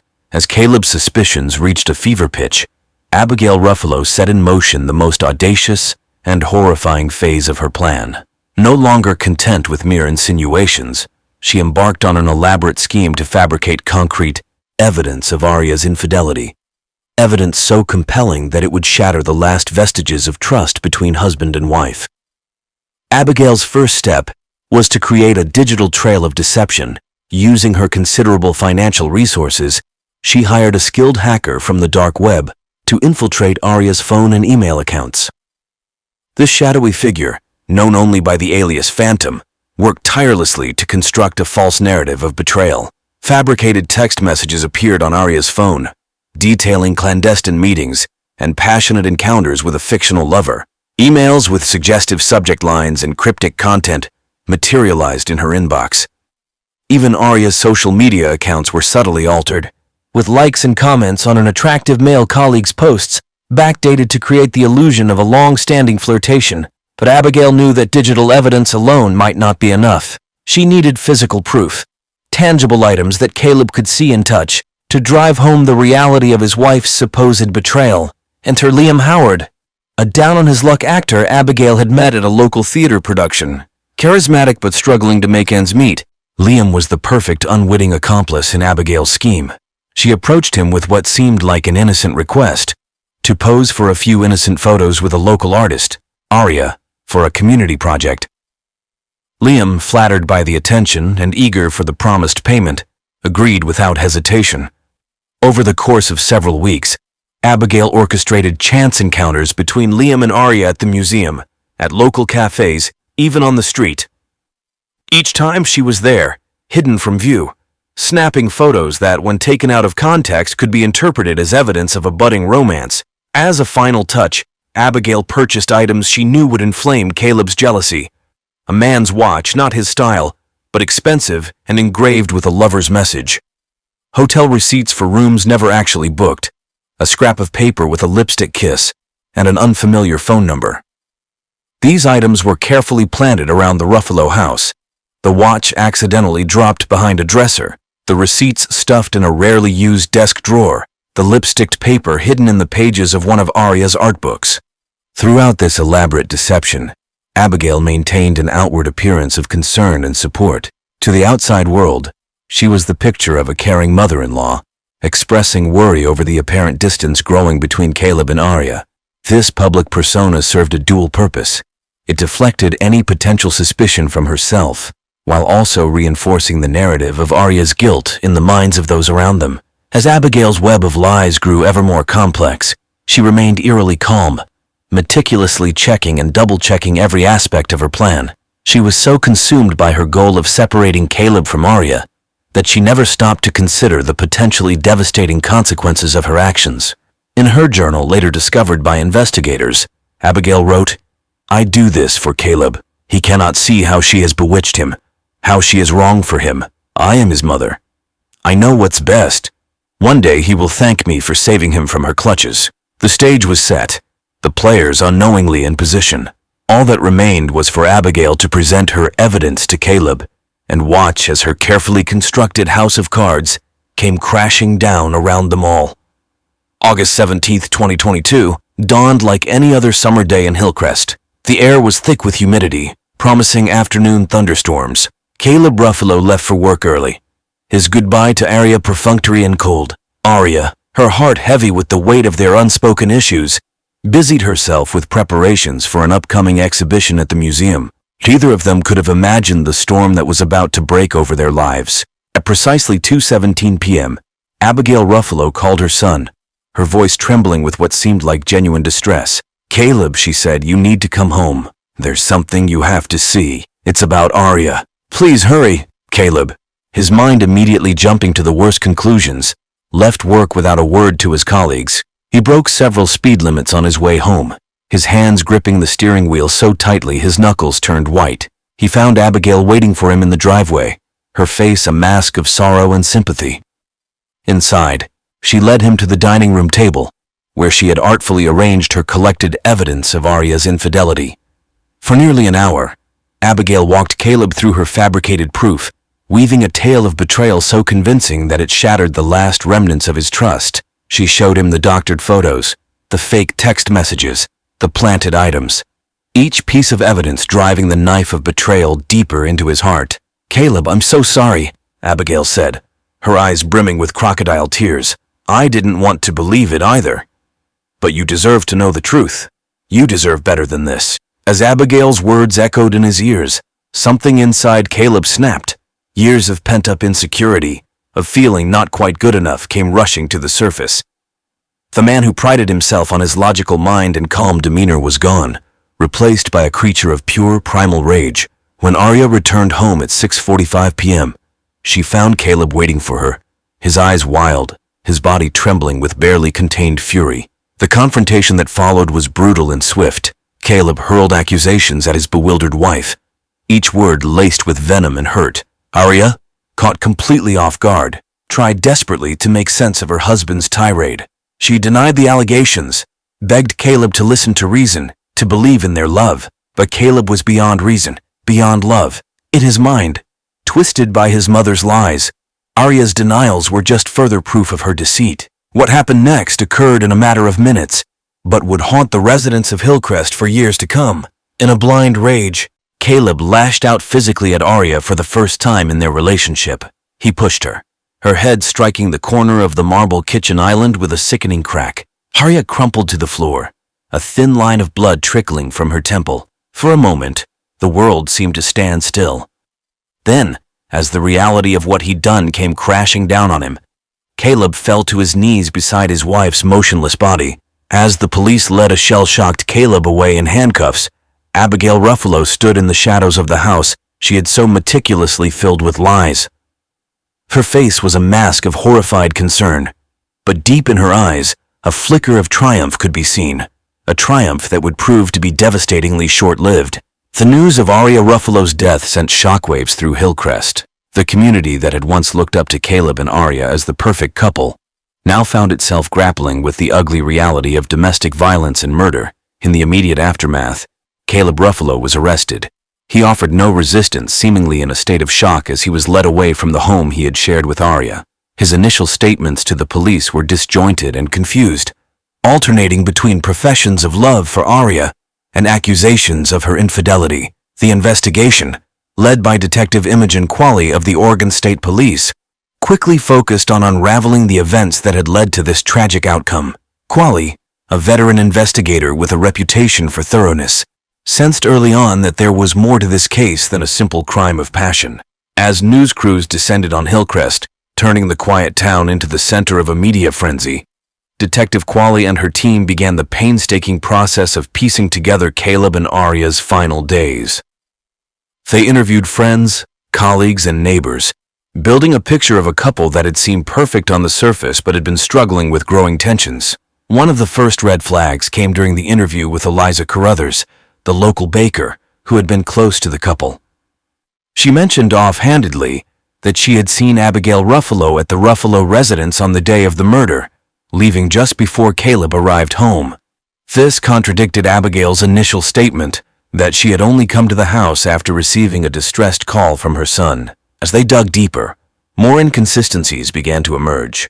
The evidence of Arya's infidelity that Caleb cited in his rambling confessions didn't match up with her known whereabouts and activities. Co-workers at the museum vouched for Arya's dedication to her work and her evident love for her husband, painting a picture at odds with that of a cheating spouse. Perhaps most puzzling to Detective Qualley was the role of Abigail Ruffalo. While she presented herself as a grieving mother-in-law, supportive of her son, but devastated by the loss of Arya, there was something in her demeanor that set off Qualley's finely tuned investigator's instincts. Why had Abigail been at the house earlier that day? Why did her account of events leading up to the murder seem so carefully rehearsed? And why did Abigail seem more concerned with protecting her son than mourning the loss of her daughter-in-law? As the investigation entered its second week, Detective Qualley couldn't shake the feeling that Abigail Ruffalo held the key to unraveling this tragic mystery. Little did she know how deep the deception went, or how far Abigail would go to protect her web of lies. Detective Imogen Qualley had built her career on an uncanny ability to see patterns where others saw only chaos. As she stood in front of the evidence board in the Hillcrest police station, that ability was being put to the ultimate test. The board was a maze of photographs, statements, and timelines, all centered around the smiling faces of Caleb and Arya Ruffalo. But it was another face that kept drawing Qualley's attention, the carefully composed visage of Abigail Ruffalo. Qualley decided to take a different approach.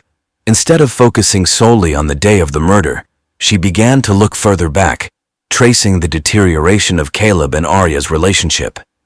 It was during this process that she noticed a curious pattern. Each major argument between the couple, each instance of Caleb's growing suspicion, seemed to be preceded by an interaction with Abigail. Phone records showed long calls between mother and son, often late at night or early in the morning.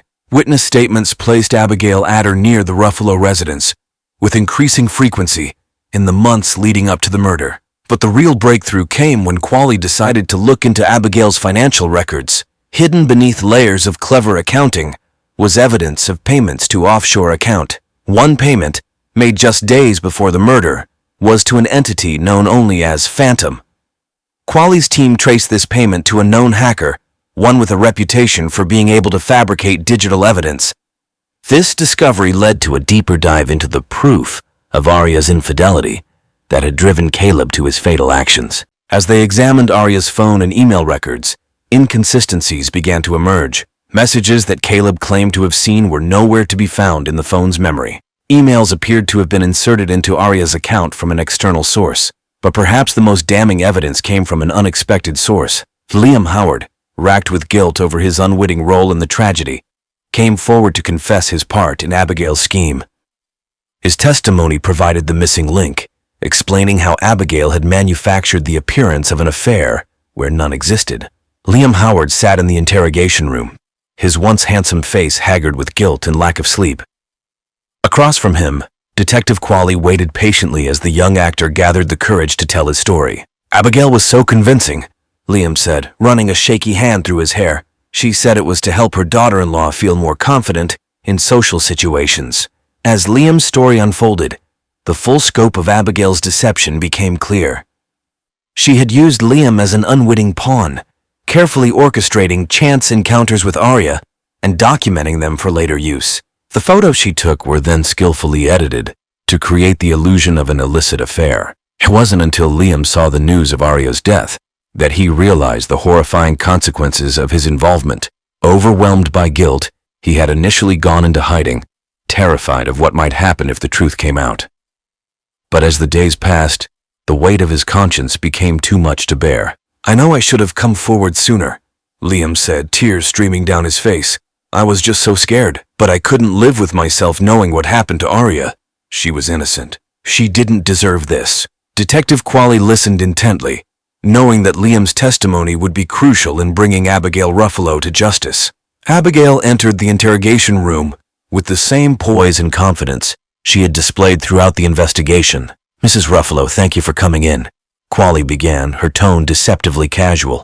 "We just have a few more questions about the day of Arya's death." For the next hour, Qualley led Abigail through a carefully constructed series of questions, slowly but surely backing her into a corner. She presented phone records showing Abigail's presence at the house earlier than she had claimed, financial documents linking her to the hacker known as Phantom, and finally, Liam Howard's damning testimony. In that moment of unguarded emotion, Abigail sealed her own fate. Her impassioned defense became a confession, pouring out in a torrent of justifications and accusations. She spoke of her fear of losing Caleb, of her certainty that Arya would eventually hurt him, of her belief that she alone knew what was best for her son. In the weeks that followed, the true extent of Abigail's machinations came to light. The community of Hillcrest, already reeling from Arya's death, was forced to confront the darkness that had been lurking beneath their picturesque small-town veneer. The trials of Caleb and Abigail Ruffalo captivated the community, shining a spotlight on the quiet town of Hillcrest and the tragedy that had unfolded there. The courthouse was packed each day, with reporters and curious onlookers jostling for a glimpse of the mother and son, whose actions had resulted in the death of an innocent woman. Caleb's trial came first. His defense team, recognizing the overwhelming evidence of his physical act, opted for a plea of temporary insanity, arguing that the elaborate deception orchestrated by his mother had driven him to a mental breaking point. After weeks of testimony from mental health experts and character witnesses, the jury found Caleb guilty of manslaughter rather than murder. He was sentenced to 15 years in prison, with the possibility of parole after 10. Abigail's trial, by contrast, was a study in calculated malice. The prosecution painted a damning picture of a manipulative, obsessive mother whose actions directly led to the death of her daughter-in-law. Despite her attempts to portray herself as a concerned parent who had simply gone too far, the jury was unconvinced. Abigail Ruffalo was found guilty on all counts, including conspiracy to commit murder. She was sentenced to life in prison without the possibility of parole. The sentencing brought little comfort to those most affected by the tragedy. Arya's family, present throughout both trials, spoke of the void left by their daughter's death and the difficulty of finding forgiveness in the face of such calculated cruelty. For the residents of Hillcrest, the end of the trials brought a mix of relief and lingering unease. The picturesque facade of their town had been permanently altered, the illusion of perfect safety shattered by the knowledge that such darkness could exist in their midst. The Ruffalo family tragedy serves as a somber reminder that truth, once shattered, can have consequences far beyond imagination. A lesson etched indelibly into the heart of a small Oregon town and into the annals of criminal history.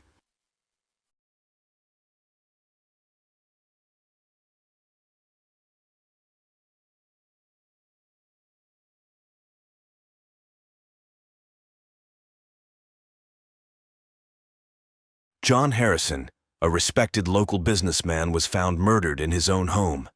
The evidence soon pointed towards his wife, Emily, sparking a scandal that would unravel a complex web of lies, twisted love triangles, deceit, and dark secrets. Emily Harrison, a beautiful woman in her mid-30s, had always been the center of attention. Her previous marriage to Michael Turner had ended amicably, or so it seemed. John, her current husband, had a strained relationship with his younger brother, David. This strained dynamic hid deeper, more sinister connections that would come to light as the investigation unfolded. The murder of John Harrison was not a straightforward case. It was the catalyst that exposed a convoluted love triangle, revealing that everyone involved had motives buried beneath layers of pretense and propriety. Detective Sarah Miller and her partner, Detective Tom Reynolds, would soon find themselves entangled in a case that defied simple explanations. The night of the murder, Emily's scream pierced the quiet neighborhood. The first responders arrived at the Harrison residence to find Emily in a state of hysteria, her clothes stained with blood. John's body lay sprawled on the living room floor, a deep gash across his throat. Blood pooled around him, soaking into the carpet. The scene was chaotic, with furniture overturned and signs of a struggle evident. Officer Daniels, the first on the scene, quickly secured the area. He observed Emily, who was sobbing uncontrollably, clutching a framed photo of her and John. Her hands trembled as she tried to explain what had happened. "I found him like this. I came home and he was just lying there. I didn't know what to do." Her voice was shaky, her eyes wide with terror, but there was something in her demeanor that didn't quite add up. She was too composed, too rehearsed. Detective Miller arrived shortly after, her keen eyes taking in every detail. She noted the absence of forced entry, and the fact that John seemed to have been caught off guard. It suggested that he knew his attacker. Miller's gut instinct told her that this was more than just a burglary gone wrong. As the forensic team began their work, Miller pulled Emily aside for a more detailed statement. Emily recounted her day, carefully avoiding eye contact. She claimed to have been out shopping and returned to find John dead. But there were inconsistencies in her story, small details that didn't align. Detective Reynolds joined Miller, his expression grim. He had spoken with the neighbors, who reported hearing raised voices earlier in the evening. None could identify the second voice, but it was clear that John had not been alone before his death. Miller looked at Reynolds. "This isn't a simple case, Tom. There's more to this than meets the eye." Reynolds nodded in agreement. "Let's dig deeper. Something tells me we're only scratching the surface." The investigation into John Harrison's murder kicked off in earnest the following day. Detectives Miller and Reynolds began their meticulous process of gathering evidence and conducting interviews. The first step was to build a timeline of John's final hours. They discovered that John had left his office around 5 p.m., a bit earlier than usual. His assistant mentioned that he seemed preoccupied, almost distracted. Emily's account placed her at the local mall during this time, but there were no security camera records to confirm her presence. Detective Miller focused on Emily's behavior. She seemed cooperative, yet there was an underlying current of tension. During questioning, Emily maintained her story but frequently glanced at her phone as if expecting a message or call. Miller made a mental note to check her phone records. Meanwhile, Reynolds delved into John's professional life.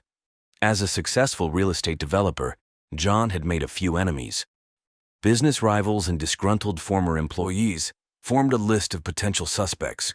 However, none seemed to have a motive strong enough for murder. As they dug deeper, the detectives learned more about Emily's past. Her previous marriage to Michael Turner had ended 5 years ago. The divorce was amicable on paper, but whispers of infidelity and financial disputes lingered. Michael had moved out of town but returned occasionally, supposedly to visit his daughter from another relationship. Detective Miller decided to pay Michael a visit. He lived in a modest apartment on the outskirts of Willow Creek. Michael was a tall, brooding man with a rugged charm. He appeared genuinely shocked when Miller informed him of John's murder. "Emily called me last night," he said, his voice tinged with concern. "She was hysterical, said John was dead. I told her to call the police and then I rushed over.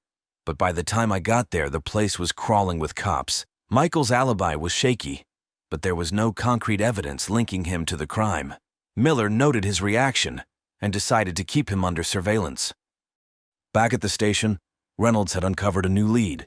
David Harrison, John's younger brother, had been seen arguing with John several days before the murder. David, a charming but aimless man, had always lived in his brother's shadow. He harbored a deep resentment towards John, fueled by jealousy and financial dependence. David was brought in for questioning.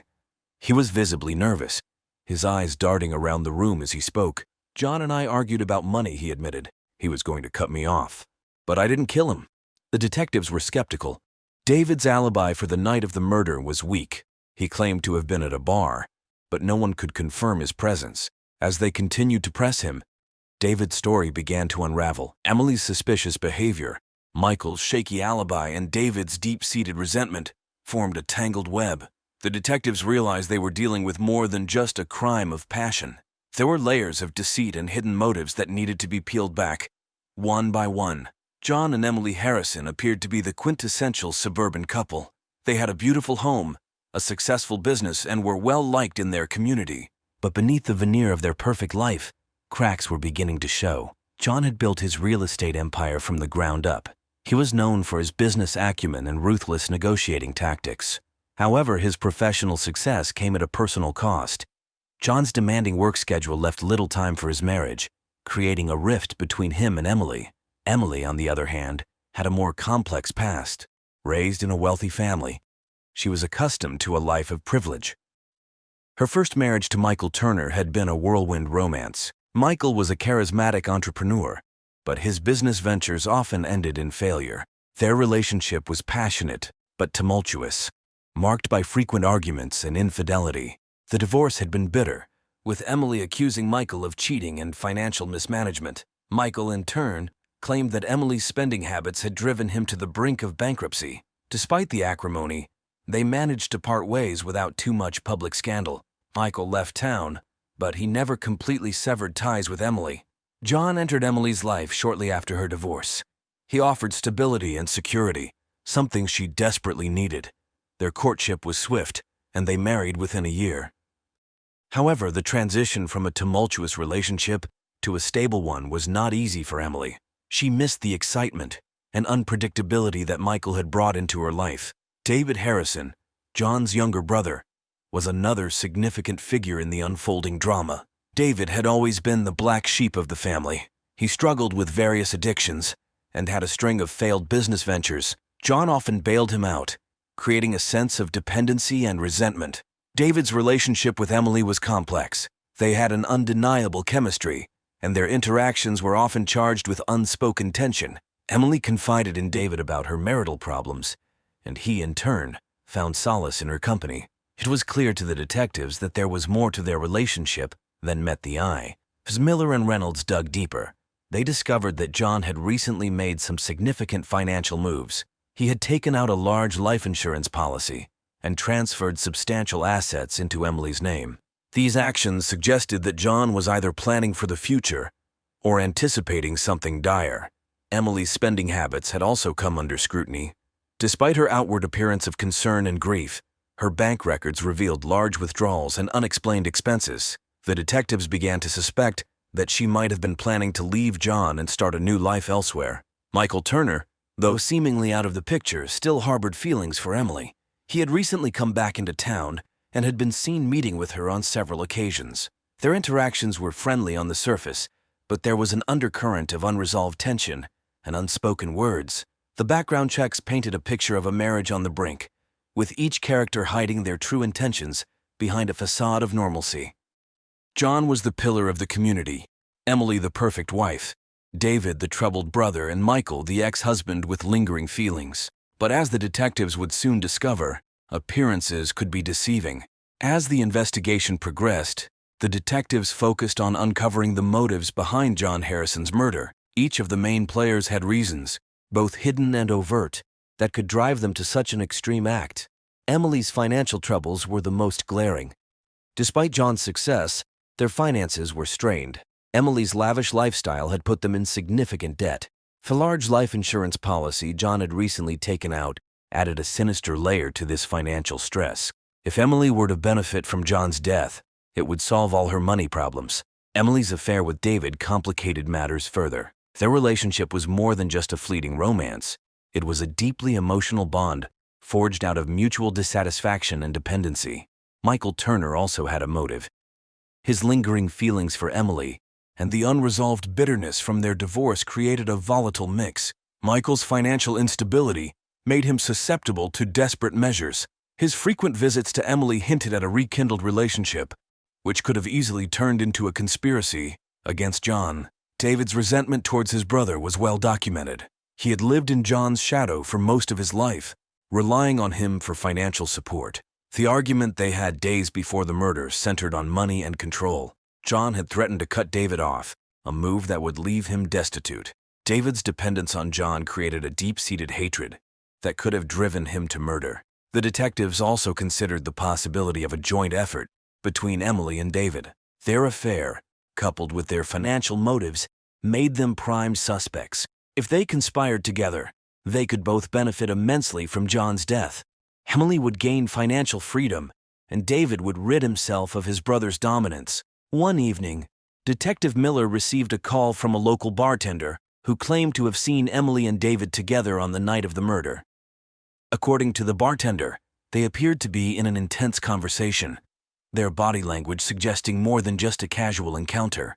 This new information put both Emily and David at the scene of the crime around the estimated time of death. Miller and Reynolds brought Emily in for further questioning. Confronted with the bartender's testimony, Emily's composure began to crack. She admitted to meeting David, but insisted they were discussing her troubled marriage and had nothing to do with John's death. David, on the other hand, was less forthcoming. When questioned about his whereabouts, he became defensive and evasive. His alibi, which had already been weak, now seemed even more questionable. The detectives pressed him on his relationship with Emily and the nature of their conversation that night, but David stuck to his story of innocence. Michael Turner also remained a person of interest. His frequent visits to Emily, coupled with his financial troubles, made him a viable suspect. In the midst of these revelations, the detectives encountered several red herrings. One such distraction came in the form of an anonymous tip, suggesting that John was involved in illegal activities. The tip claimed that John had been laundering money through his real estate business. While this lead initially seemed promising, further investigation revealed it to be unfounded. It appeared to be a deliberate attempt to divert the detectives' attention from the true motives behind the murder. Another false lead came from a disgruntled former employee of John's. The employee had a history of making threats against John and had been fired under contentious circumstances. However, after a thorough investigation, it became clear that he had no involvement in the murder. His threats were merely empty words born out of frustration and resentment. The turning point came when Detective Reynolds discovered a series of text messages between Emily and Michael. The messages revealed a rekindling of their romantic relationship and discussed plans to meet secretly. One message in particular stood out. Sent on the day of the murder, it read, "We need to act tonight. John can't find out." Armed with this new evidence, Miller and Reynolds confronted Emily and Michael separately. Emily broke down under the pressure, partially confessing to the affair but denying any involvement in the murder. Michael, however, maintained his innocence, insisting that the messages were taken out of context. The breakthrough in the case came when Detective Miller decided to take a closer look at the phone records and financial transactions. She believed that these would provide the concrete evidence needed to tie the suspects to the crime. The phone records revealed a flurry of calls and messages between Emily, David, and Michael in the days leading up to the murder.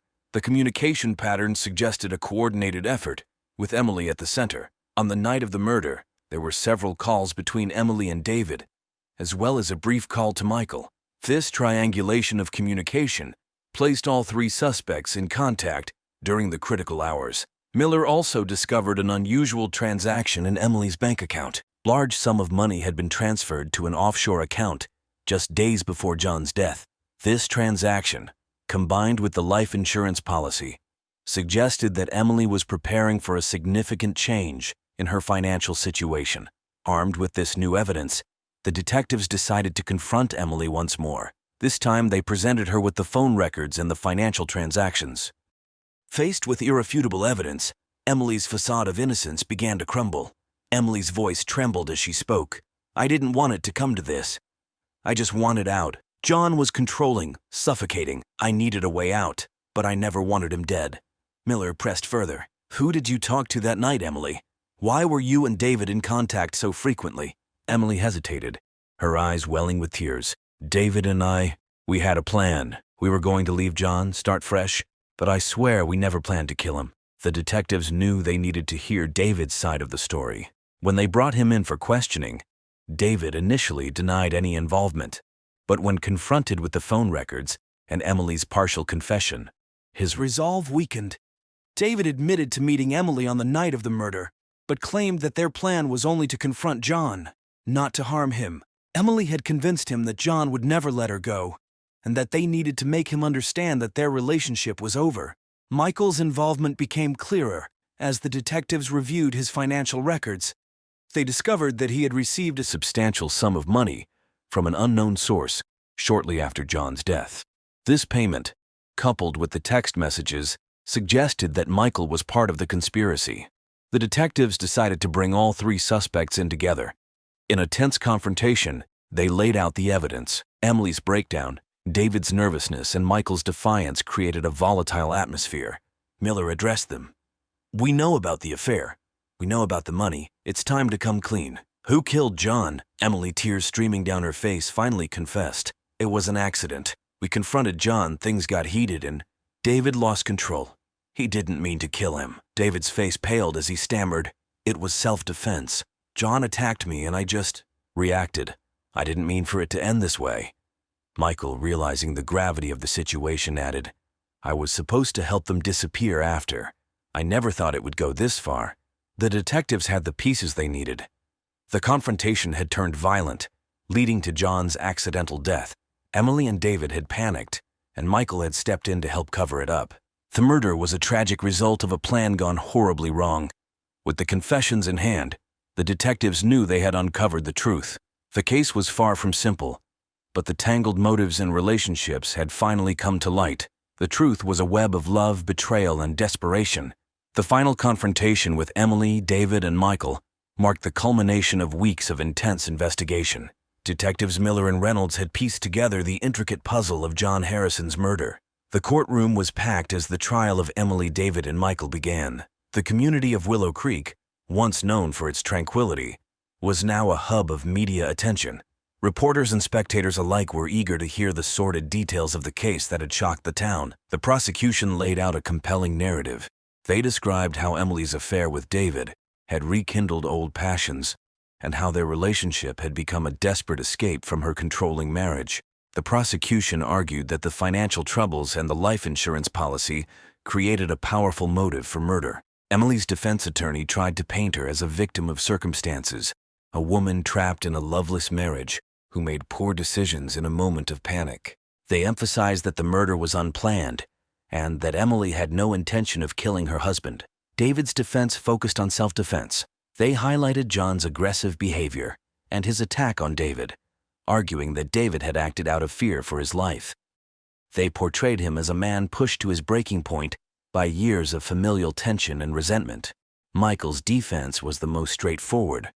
They claimed he had no prior knowledge of the murder plan and that his involvement was limited to helping Emily out of misguided loyalty. He was depicted as an unwitting accomplice, caught up in a situation beyond his control. Throughout the trial, the detectives' meticulous work came to light.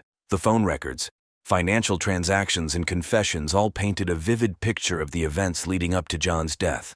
The jury listened intently as the prosecution and defense presented their cases. On the stand, Emily was a picture of remorse. She recounted the night of the murder in vivid detail, her voice breaking as she described the confrontation with John. Tears streamed down her face as she spoke of her regret and fear. "I loved John," she said, her voice trembling, "but I felt trapped. When David and I confronted him, everything spiraled out of control. I never wanted this to happen." David's testimony was equally emotional. He described the years of living in John's shadow, the constant feeling of inadequacy, and the moment of terror when John attacked him. "I just wanted to protect myself," he said, his voice cracking. "I never meant to kill him. It was an accident." Michael, in his testimony, admitted to helping Emily cover up the murder, but insisted he had no part in the actual killing. "I made a terrible mistake," he said. "I thought I was helping a friend, but I realize now how wrong I was." The prosecution's closing argument was powerful. They emphasized the premeditation involved in the affair and the financial motives. They argued that while the murder might not have been meticulously planned, it was the result of a series of deliberate actions taken by Emily and David. The defense's closing arguments focused on the emotional and psychological aspects of the case. They pleaded for leniency, highlighting the lack of premeditation and the complex web of emotions that led to the tragic event. After several days of deliberation, the jury reached a verdict. Emily and David were found guilty of second-degree murder, acknowledging the crime's emotional context, but also the gravity of their actions. Michael was found guilty of being an accessory after the fact, his role in the cover-up undeniable, but his involvement in the murder itself less clear. As the verdicts were read, the courtroom was silent. Emily Harrison was sentenced to 20 years in prison. David Harrison received a 15-year sentence. Michael Turner, though less directly involved, was sentenced to 5 years for his role in the cover-up. The twisted love triangle that led to John Harrison's murder had unraveled, but its impact would be felt for years to come. The truth, once uncovered, had brought justice, but it had also revealed the depths of human frailty and the devastating consequences of unchecked desires.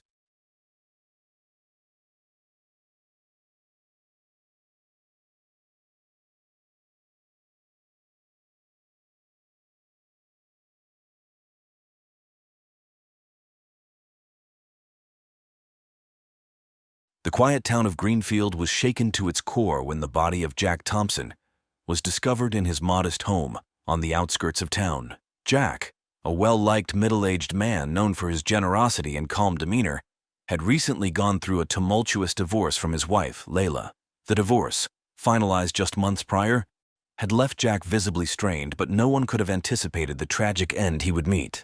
Layla Thompson, once the high school sweetheart and longtime partner of Jack, had quickly moved on after their split. She found solace in Derek Stone, a charismatic yet troubled man with a shadowy past. Derek, a former convict with a history of violent offenses, had swept Layla off her feet, bringing a sense of danger and excitement into her life that she had never experienced before.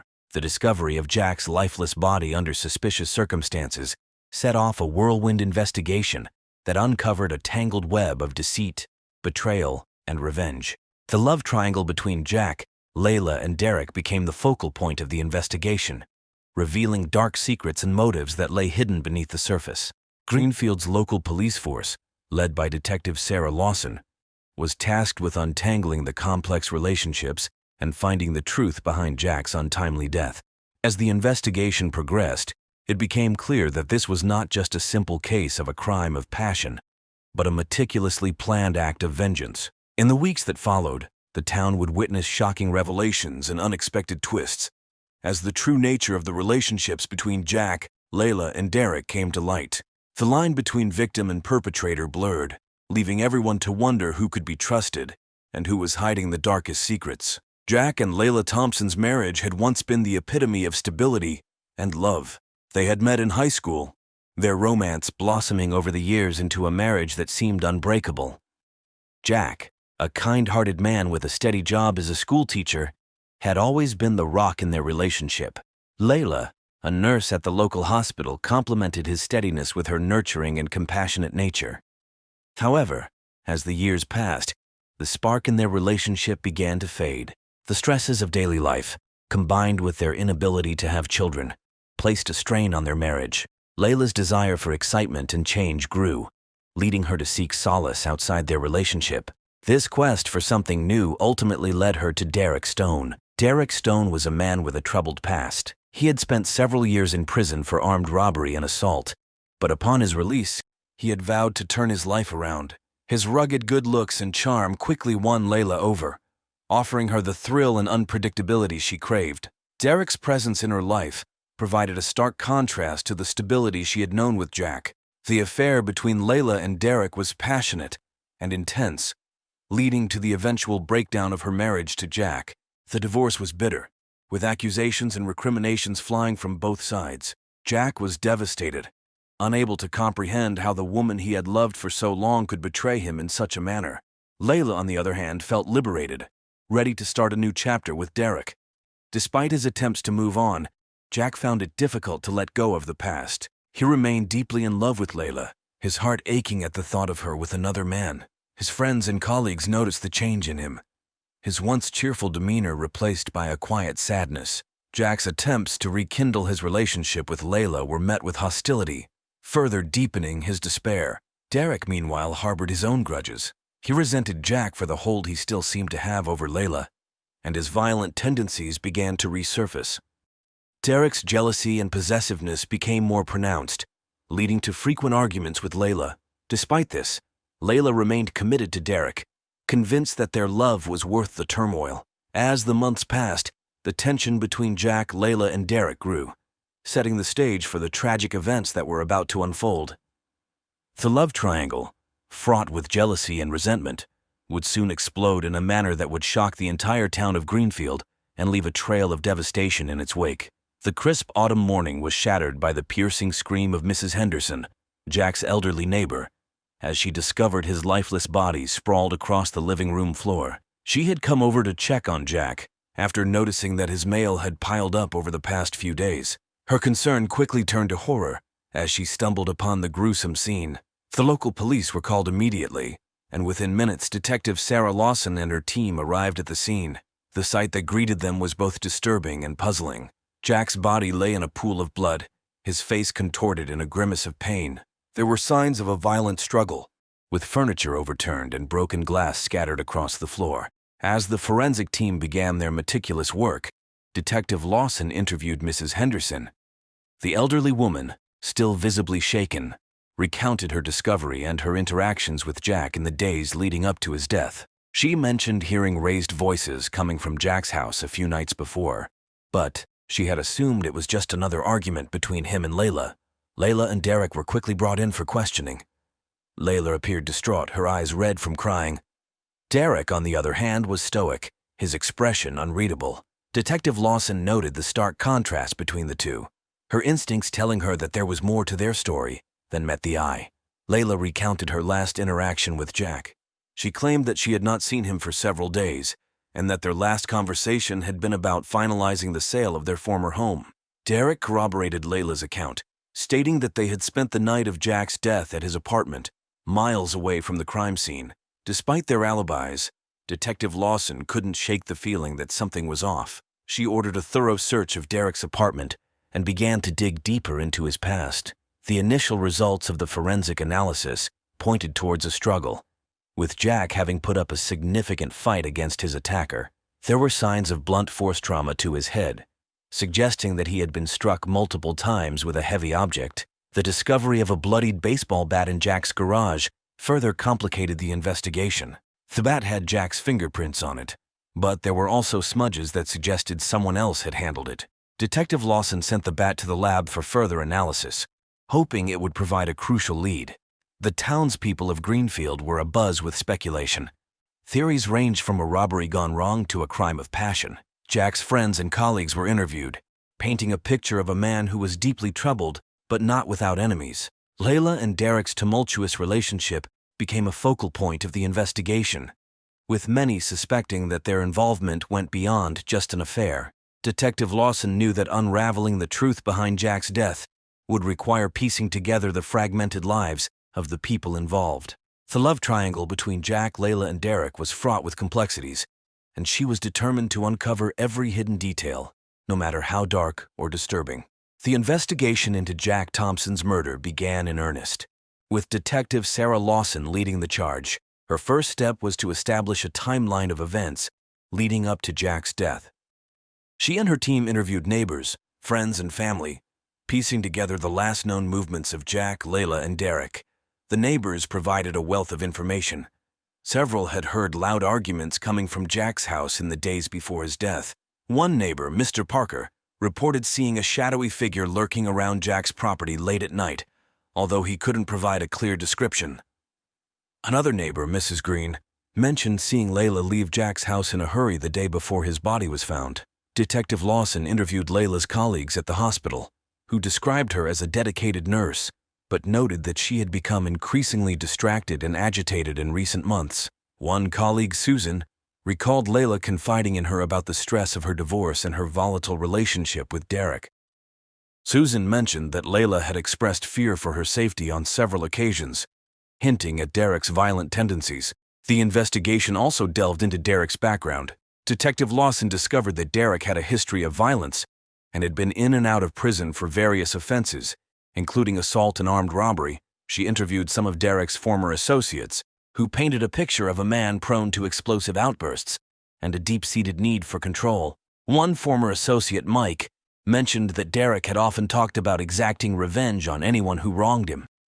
Despite Derek's troubling past, his alibi for the night of Jack's murder seemed solid.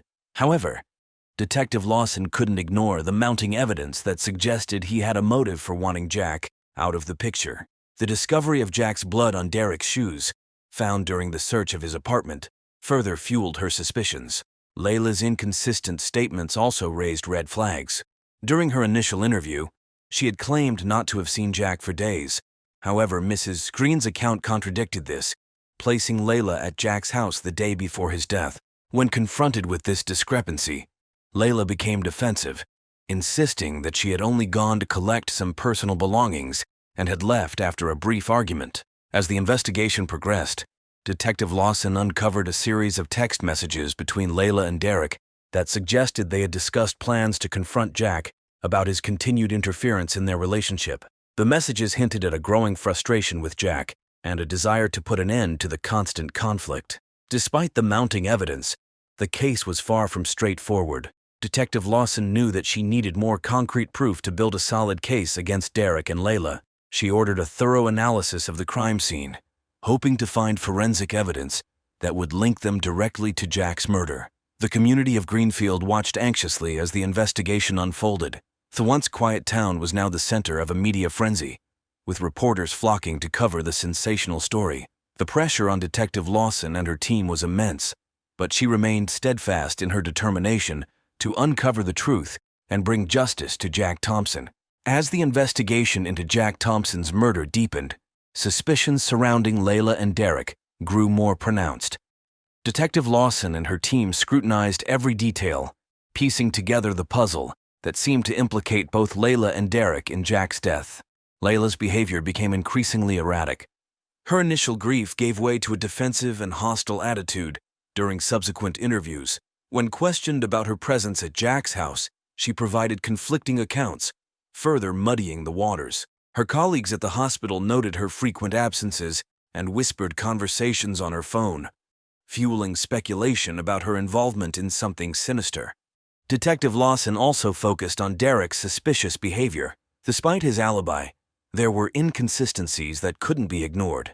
Derek had claimed to be at his apartment on the night of the murder, but surveillance footage from a nearby gas station showed his car on the road during the time frame in question. The footage, though grainy, provided enough evidence to warrant further investigation. The discovery of Jack's blood on Derek's shoes was a significant breakthrough. Forensic analysis confirmed that the blood matched Jack's, placing Derek at the crime scene. When confronted with this evidence, Derek's composure cracked. He denied any involvement, claiming that he had been framed, but his increasingly erratic behavior only deepened Detective Lawson's suspicions. Layla's phone records revealed a series of heated exchanges between her and Derek in the days leading up to Jack's murder. The messages hinted at a plan to confront Jack and put an end to the constant turmoil he was causing in their lives. The tone of the messages grew more aggressive, with Derek urging Layla to take decisive action. One particular message stood out. Derek had texted Layla the night before the murder, saying, "It's time we take care of this once and for all." Layla's response was cryptic, but seemed to indicate her agreement. The messages provided a chilling glimpse into the escalating tension between the three individuals. Detective Lawson's team also uncovered financial records that revealed Layla had recently taken out a substantial life insurance policy on Jack. The policy, worth a significant amount, named Layla as the sole beneficiary. The timing of the policy raised eyebrows, suggesting a possible financial motive for Jack's murder.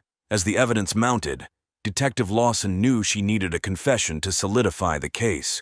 She decided to apply pressure on Layla, hoping to exploit the cracks in her story. During a tense interrogation, Layla finally broke down. She admitted to visiting Jack's house the day before his death, but insisted that she had left before anything happened. She claimed that Derek had become increasingly unhinged, pressuring her to cut all ties with Jack. Detective Lawson also interviewed Derek's former associates again, this time focusing on his violent tendencies and potential motive. Mike, the former associate who had mentioned Derek's penchant for revenge, revealed that Derek had often spoken about wanting to eliminate anyone who threatened his relationship with Layla. Despite the mounting evidence against Derek, the investigation faced a critical juncture. Detective Lawson needed concrete proof to link Derek directly to the crime. She ordered a comprehensive search of Derek's apartment, hoping to uncover the final piece of the puzzle that would bring justice to Jack Thompson. As the investigation into Jack Thompson's murder continued, Detective Sarah Lawson delved deeper into Derek Stone's past. The more she uncovered, the more it became clear that Derek was a man with a history of violence and a potential for revenge. Derek's criminal record revealed a series of offenses dating back to his teenage years. He had been involved in gang activities, petty thefts, and assaults. His most serious conviction, however, was for armed robbery, which had landed him in prison for several years. During his incarceration, Derek had been involved in multiple altercations with other inmates, further highlighting his violent tendencies. Detective Lawson interviewed some of Derek's former associates, hoping to gain insight into his behavior and motives. Mike, the associate who had previously hinted at Derek's vengeful nature, provided a chilling account of Derek's time in prison. According to Mike, Derek had developed a reputation for being ruthless and unforgiving, often targeting those who crossed him or posed a threat. One former associate, Steve, recounted a particularly disturbing incident. Derek had been involved in a violent altercation with another inmate who had insulted him. The fight had left the inmate severely injured, and Derek had shown no remorse. Steve described Derek as a man who thrived on control and power, traits that had only intensified during his time behind bars. Detective Lawson also discovered that Derek had a history of unstable relationships. His ex-girlfriend, Lisa, came forward with her own harrowing account of their time together. Lisa described Derek as charming and attentive at first, but his demeanor quickly changed. He became possessive and abusive, isolating her from friends and family. She eventually managed to escape the relationship, but remained fearful of Derek's potential for violence. Lisa's account provided further insight into Derek's character. She mentioned that Derek had often spoken about his desire for revenge against anyone who wronged him. He harbored deep-seated grudges and was willing to go to great lengths to settle scores. Detective Lawson realized that Derek's relationship with Layla and his resentment towards Jack fit this pattern perfectly. Armed with this new information, Detective Lawson intensified her efforts to find concrete evidence linking Derek to Jack's murder. She ordered a comprehensive search of Derek's apartment, hoping to uncover any items that could connect him to the crime scene. The search yielded several pieces of potential evidence, including a set of keys that matched the locks on Jack's house and a blood-stained shirt hidden in the back of Derek's closet. Forensic analysis confirmed that the blood on the shirt matched Jack's, providing a direct link between Derek and the crime. This discovery was a significant breakthrough, but Detective Lawson knew that it was not enough on its own to secure a conviction. She needed a confession or additional evidence to solidify the case. Detective Lawson decided to confront Derek with the new evidence, hoping to elicit a reaction. During the interrogation, Derek's composure began to crack. He vehemently denied any involvement, but his increasingly erratic behavior suggested otherwise. Layla, who had been brought in for questioning once again, appeared visibly shaken when confronted with the evidence against Derek. In a desperate bid to save herself, Layla began to distance herself from Derek. She claimed that he had manipulated her and that she had been too afraid to leave him. Layla's statements, while self-serving, provided further insight into the toxic and volatile nature of their relationship.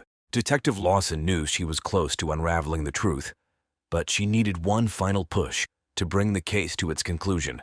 As the investigation reached its critical juncture, new evidence and unexpected revelations added further complexity to the case.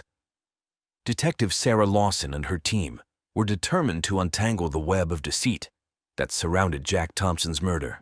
One of the most significant breakthroughs came from an unexpected source. A former inmate who had shared a cell with Derek, named Tony, came forward with crucial information. Tony revealed that Derek had confided in him about his plan to get rid of Jack. According to Tony, Derek had expressed his frustration with Jack's continued presence in Layla's life and had boasted about his intention to eliminate the problem once and for all. Tony's account added weight to the theory that Derek had premeditated the murder.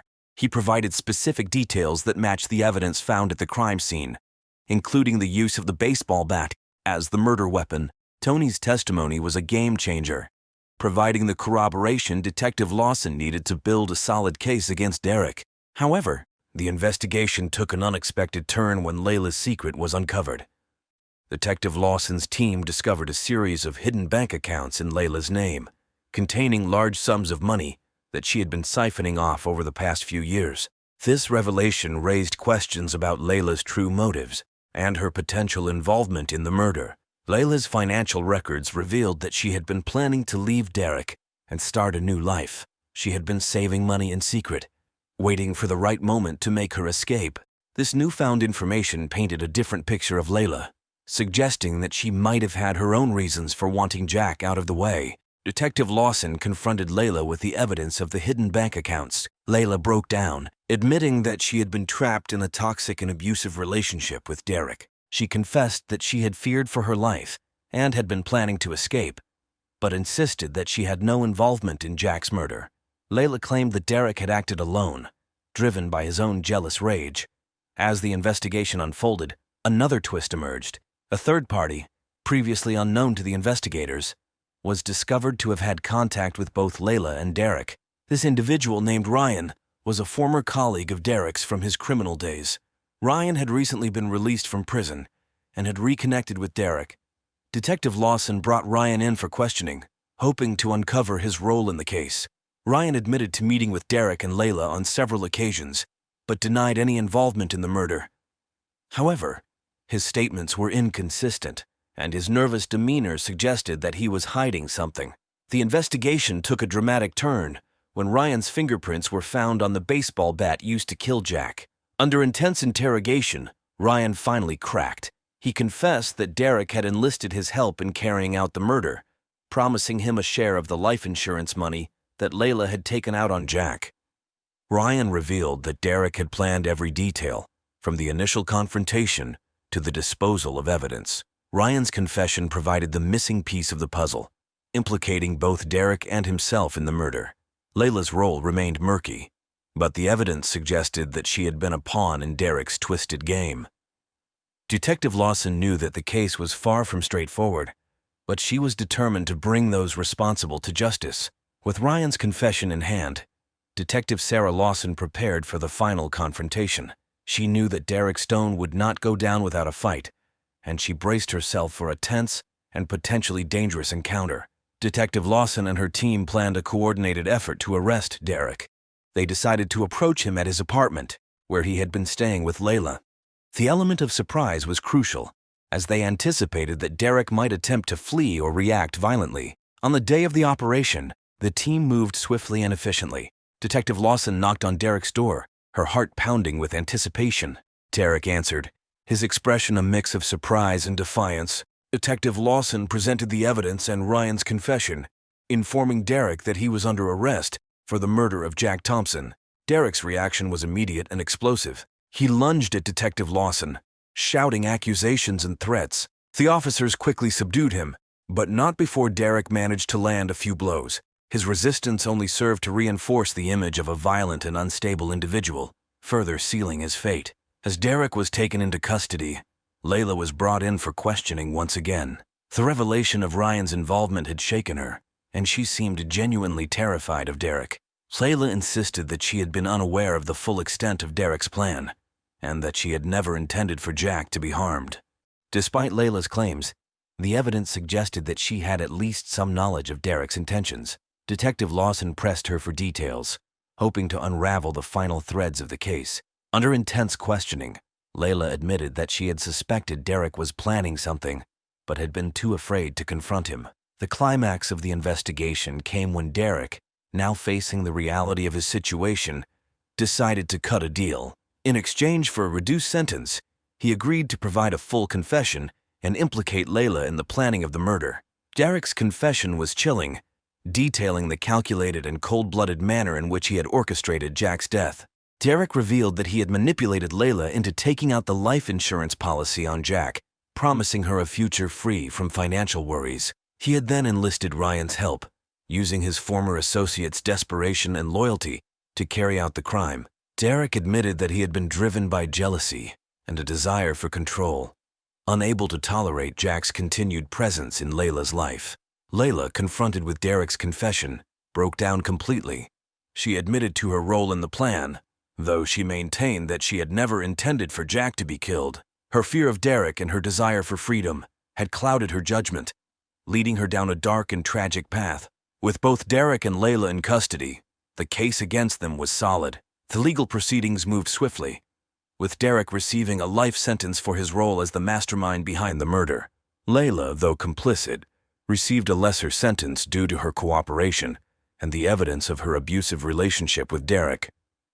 The town of Greenfield, though forever changed by the events, found a renewed sense of unity and resilience. The legacy of Jack Thompson lived on, a reminder of the fragility of life and the importance of seeking justice for those who could no longer speak for themselves.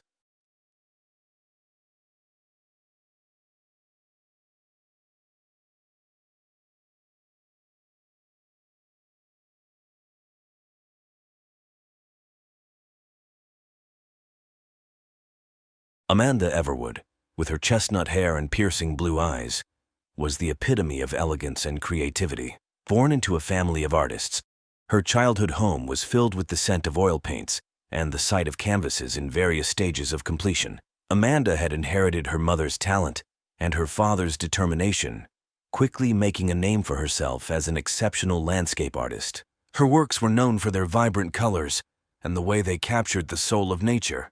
Richard Everwood, in contrast, came from a lineage of lawyers. The Everwood family was renowned for their legal prowess, with generations serving as judges, attorneys, and legal scholars. Richard was no different. He excelled in law school, graduating top of his class, and quickly climbed the ranks at one of the most prestigious law firms in Belleville. His charm, good looks, and sharp mind made him a formidable attorney and a desirable husband. Amanda and Richard met during their sophomore year of college. It was a classic case of opposites. Attracting Amanda's free-spirited nature complemented Richard's structured and disciplined approach to life. They fell in love quickly, their relationship blossoming amidst late-night study sessions, gallery openings, and summer road trips. After graduating, they married in a lavish ceremony that was the talk of Belleville. They settled into a beautiful Victorian home that Amanda adored. She transformed it into a haven filled with art, music, and love. The house had a large garden where Amanda often painted, drawing inspiration from the vibrant flowers and the changing seasons. Richard, on the other hand, was dedicated to his work, often spending long hours at the office.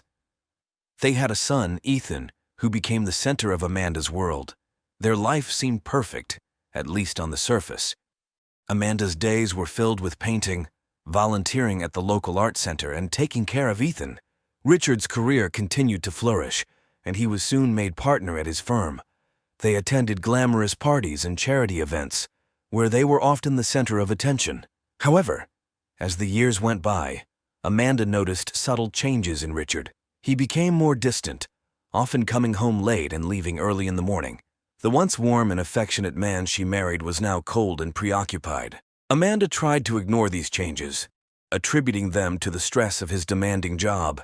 However, the gnawing suspicion in the back of her mind grew stronger with each passing day. Carla Monroe entered their lives when Richard hired her as his personal secretary. Carla was stunning, with her dark, cascading hair, sharp features, and an aura of confidence that turned heads wherever she went. She was efficient, intelligent, and seemed to understand Richard in a way that Amanda no longer could. It wasn't long before Amanda's suspicions turned towards Carla. One evening, Amanda decided to confront Richard. She prepared a candlelit dinner, hoping to reignite the spark in their relationship and to get him to open up. As they sat across from each other at the dining table, Amanda poured her heart out, expressing her concerns and fears. Richard listened, but dismissed her worries, attributing his behavior to the pressures of his job. He assured her that there was nothing to worry about, but Amanda wasn't convinced. Determined to uncover the truth, Amanda hired a private investigator named Mark Collins. Mark was a seasoned professional with a reputation for discretion and thoroughness. Over the next few weeks, he followed Richard and Carla, documenting their interactions. The evidence he gathered was damning. Late-night dinners, weekends away, and intimate encounters that left no room for doubt. Richard was having an affair with Carla. Amanda felt a mix of emotions, anger, betrayal, and a deep sadness.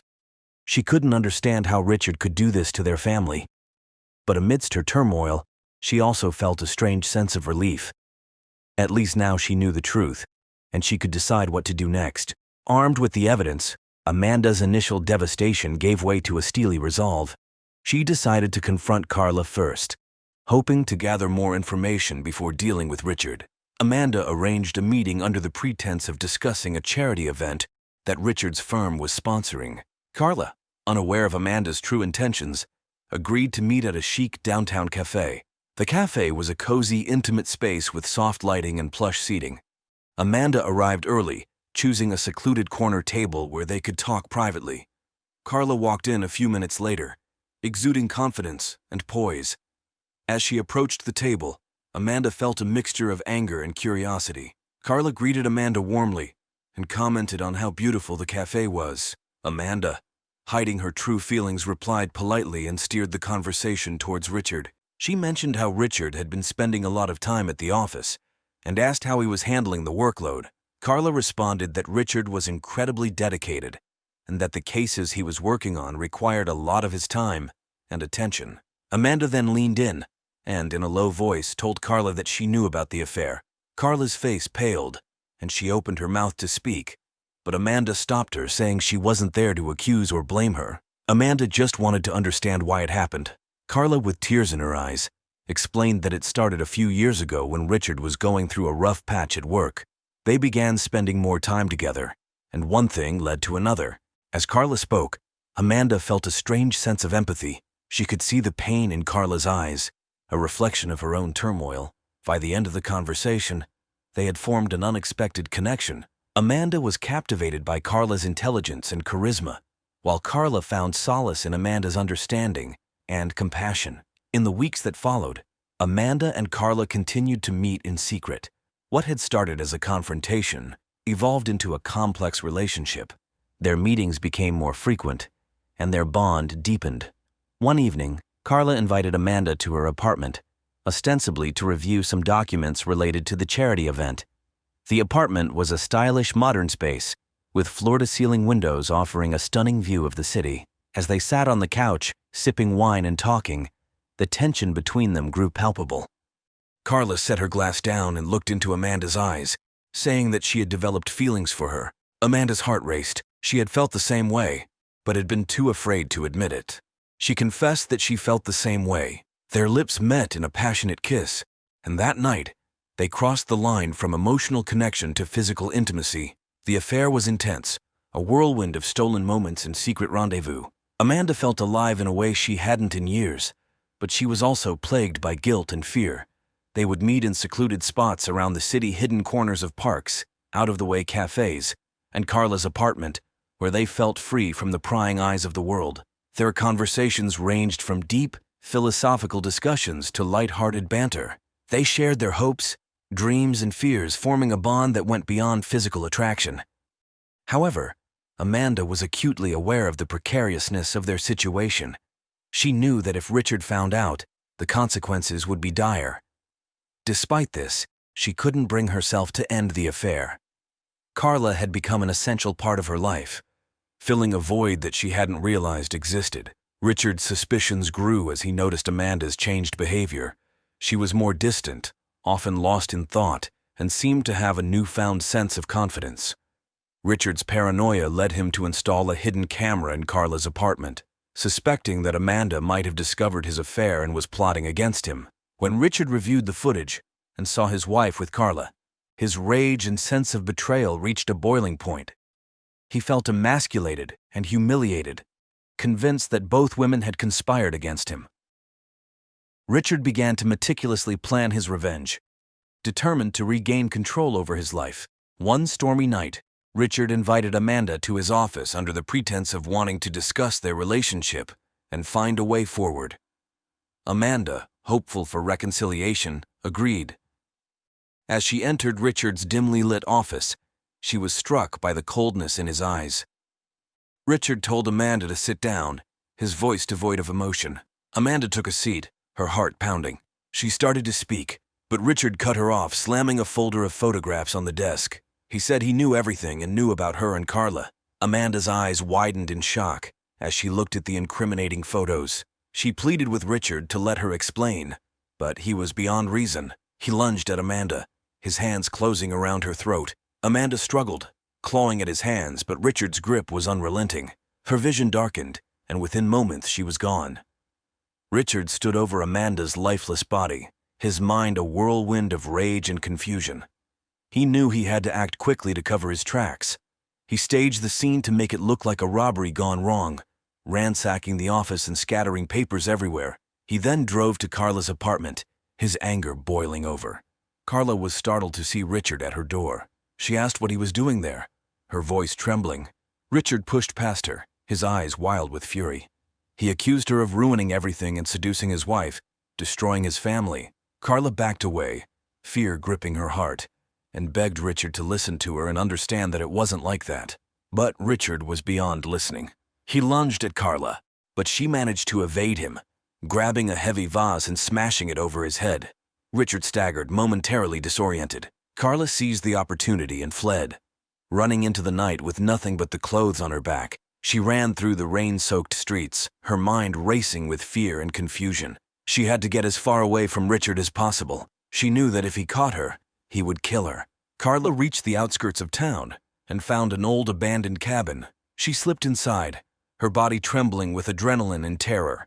The next morning, Ethan Everwood found himself without a mother and soon without a father. Richard, attempting to cover his tracks, reported Amanda missing and fabricated an alibi for himself. However, the police quickly uncovered inconsistencies in his story. Amanda's body was discovered in Richard's office, and forensic evidence, along with Richard's erratic behavior, pointed to his guilt. He was arrested and later convicted of Amanda's murder, sentenced to life in prison without parole. Carla, meanwhile, had vanished without a trace. Her car was found abandoned at a rest stop, miles away from Belleville. There were rumors that she had fled the country, but no concrete evidence ever emerged. Some speculated she had started a new life under an assumed identity. Carla's disappearance puzzled many. Growing up in a household marked by religious fervor and violence, Carla had endured years of suppression and fear. Fleeing wasn't just an escape, it was a lifeline to freedom. She feared the repercussions of being discovered by her family, knowing all too well the horrors they could unleash upon her, driving her to vanish without a trace, leaving behind a life of oppression for one of uncertain liberty. Ethan, now orphaned, was taken in by Amanda's sister Lydia, who raised him with love and care. The Everwood home, once filled with laughter and love, stood silent, a stark reminder of the tragic events that had unfolded. Lydia did her best to create a stable environment for Ethan, but the shadow of his parents' tragedy loomed large over his childhood. She often wondered what kind of man Ethan would grow up to be, carrying the weight of such a dark legacy. Carla's escape was not without difficulty. She knew she had to leave Belleville and disappear completely. She had some cash saved up and used it to buy a bus ticket to the nearest big city. From there, she moved from place to place, using different names and taking on various odd jobs to survive. Her once confident and poised demeanor was replaced by constant anxiety and fear of being recognized. Carla found temporary solace in small towns, where she could blend into the background. She dyed her hair, changed her appearance, and avoided making close connections with anyone. Each time she felt someone might recognize her, she moved on. Her life became a series of temporary stays and fleeting moments of peace. She missed Amanda deeply, and often dreamed about their time together, the passion they shared and the plans they had made.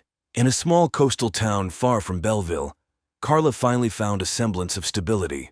She took on a job at a local diner, working long hours and keeping to herself. The town was quiet, and the people were friendly but respectful of her privacy. For the first time in months, Carla began to relax and let her guard down a little. She rented a small, modest apartment and tried to rebuild her life, though the fear of being discovered never entirely left her. Ethan, now a teenager, struggled with the burden of his family's dark history. He was a quiet, introspective boy, often lost in thought. Lydia did her best to provide a loving home, but Ethan couldn't escape the whispers and stares from those who knew about his parents. School was a challenge, with classmates either avoiding him or bullying him for his father's crime. Ethan found solace in books and spent hours at the local library, immersing himself in stories far removed from his reality. Lydia encouraged Ethan to pursue his interests, hoping to provide him with a positive outlet. He developed a passion for writing, pouring his emotions and experiences into his stories. His teachers noticed his talent and encouraged him to pursue a career in literature. Despite the darkness of his past, Ethan found hope in the future he could create for himself. One day, while browsing through old family photo albums, Ethan came across a photograph of his parents during happier times. They looked so in love, so full of life. He wondered how everything had gone so wrong. Determined to understand, Ethan began to dig deeper into his family's history. He read old newspaper articles, interviewed people who had known his parents, and pieced together the story of their lives. Ethan's investigation led him to discover the affair between his father and Carla. He was shocked and saddened by the betrayal, but he also felt a strange connection to Carla.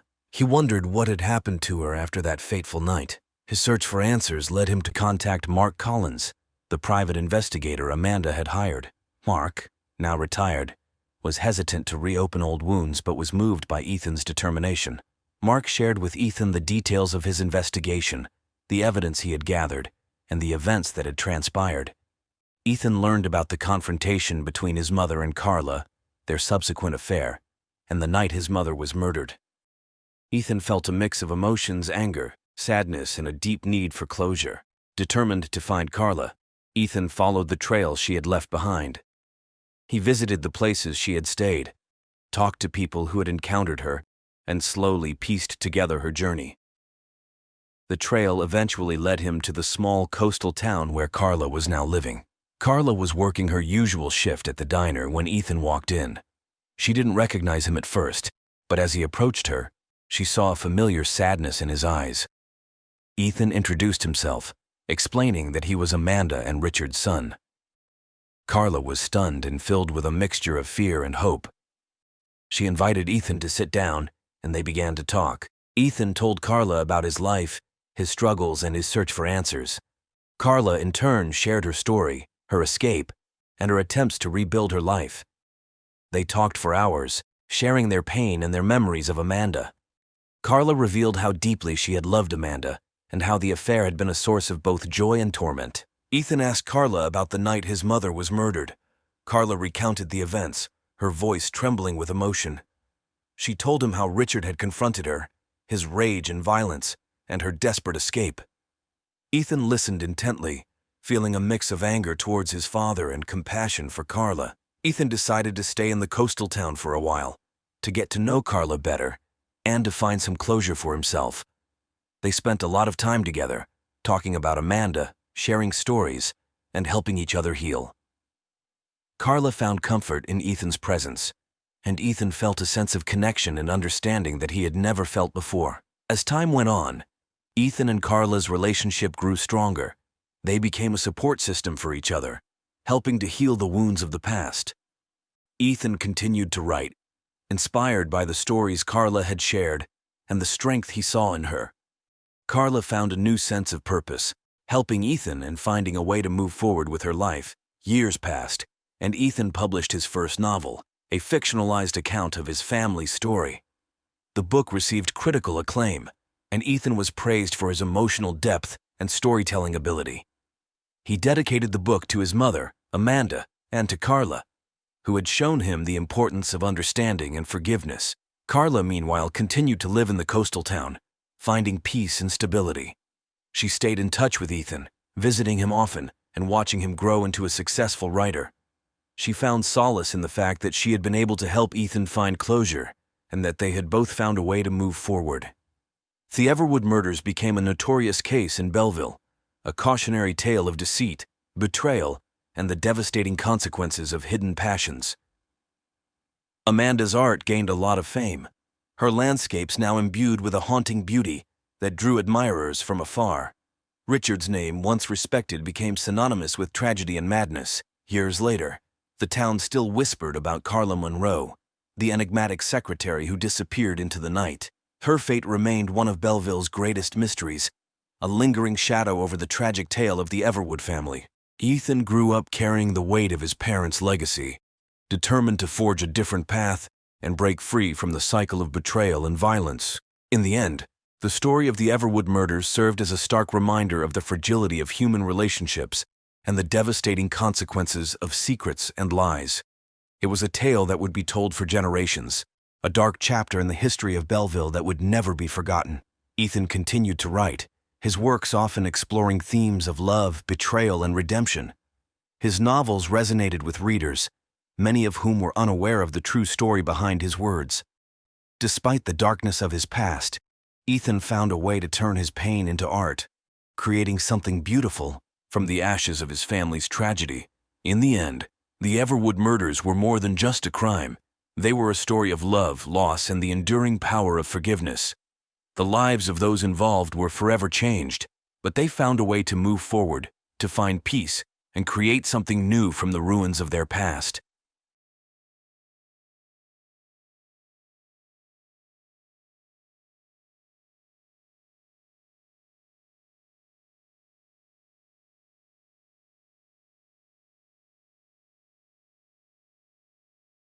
Emily Parker was born and raised in the quiet town of Maplewood, Ohio. Her parents, Richard and Ann Parker, were well-respected members of the community. Richard owned a local hardware store, while Ann was a nurse at the nearby hospital. Emily, the middle child with an older brother, Jack, and a younger sister, Sarah, was the apple of her parents' eyes. From an early age, Emily exhibited a zest for life. She was an exceptional student, excelling in her studies and participating in various extracurricular activities. Her passion for teaching emerged during her high school years, inspired by a history teacher who brought the past to life in vivid detail. Emily pursued her dream by attending Ohio State University, where she earned her degree in education. After college, Emily returned to Maplewood and secured a teaching position at the local elementary school. Her dedication to her students was unparalleled. She often stayed late to help with after-school programs and tutored struggling students on weekends. Her colleagues admired her enthusiasm, and parents often requested her for their children's classes. Outside of her professional life, Emily had a wide range of interests. She loved hiking, photography, and reading historical novels. Her weekends were often spent exploring nature trails or curled up with a good book. Friends described her as warm, compassionate, and always ready to lend a helping hand. Emily met David Reynolds at a friend's wedding. He was charming, with a quick wit and an easy smile. David, a financial consultant from New York City, was visiting for the wedding. The attraction was immediate, and their whirlwind romance took everyone by surprise. David lavished Emily with attention, expensive gifts, and exotic trips. Their courtship was brief but intense, and within a year David proposed. Emily, swept off her feet by his charisma and the promise of a glamorous life, said yes. Her family and friends had mixed feelings about the rapid engagement. While they wanted to support Emily's happiness, they couldn't shake a sense of unease about David. He was always impeccably dressed, driving luxury cars and staying in upscale hotels, but his extravagant lifestyle seemed at odds with his modest background.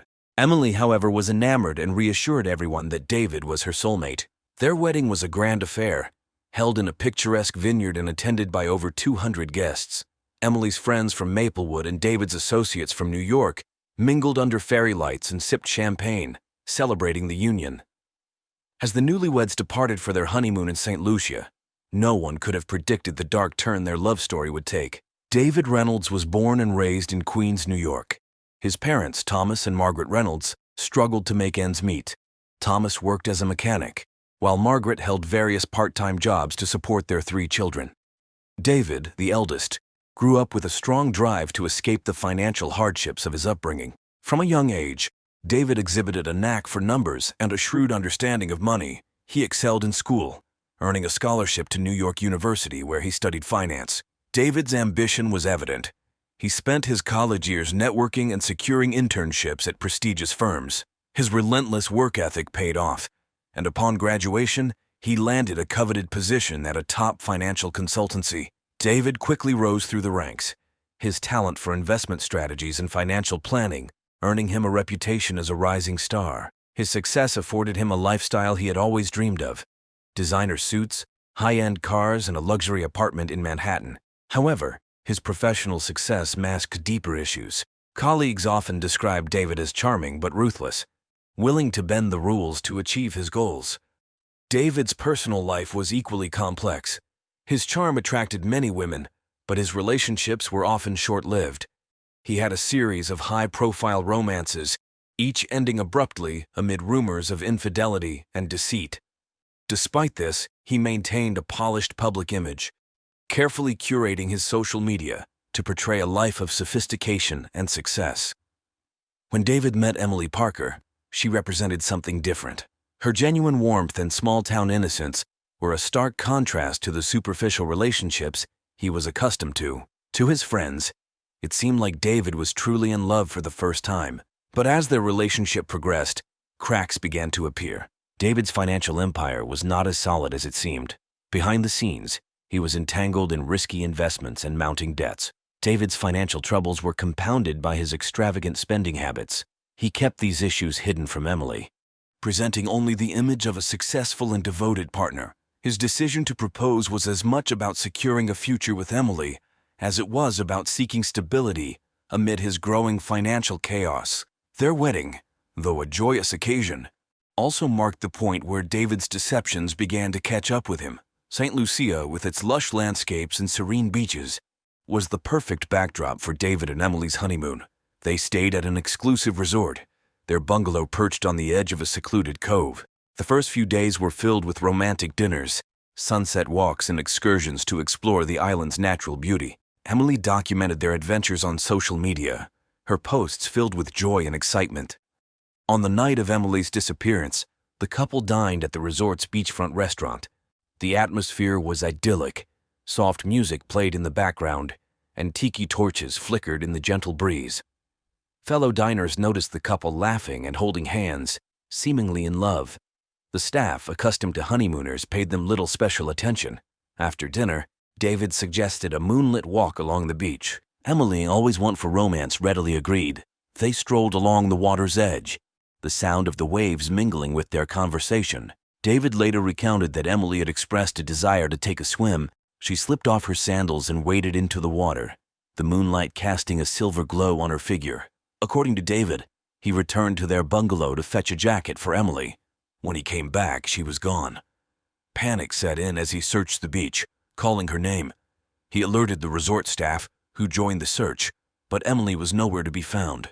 David's distress seemed genuine as he spoke with the resort's manager, his voice cracking and hands trembling. The following morning, the local police were notified. They began an immediate investigation, questioning resort staff and guests. Divers searched the waters near the beach, and sniffer dogs were brought in to track any scent that might lead to Emily. Despite their efforts, no clues emerged. The beach was combed for any personal items, but nothing was found. As the hours turned into days, David's behavior began to attract scrutiny. He appeared genuinely distraught, but there were moments when his composure seemed forced. The police noted his meticulous recounting of events, almost as if rehearsed. Resort staff mentioned his insistence on calling his lawyer soon after Emily's disappearance, which struck them as odd. Witnesses provided conflicting accounts. Some recalled seeing the couple arguing earlier in the day, while others described them as affectionate. A few guests reported hearing raised voices from their bungalow the night before Emily vanished. The police were left with a puzzling mix of evidence and testimonies that painted an inconsistent picture of the couple's final hours together. As the investigation stalled, David's narrative was the only story available. His plea for information was broadcast on news networks, his tearful face becoming the public image of a grieving husband. Yet behind the scenes, Detective Hayes was piecing together a different story, one that hinted at a more sinister truth.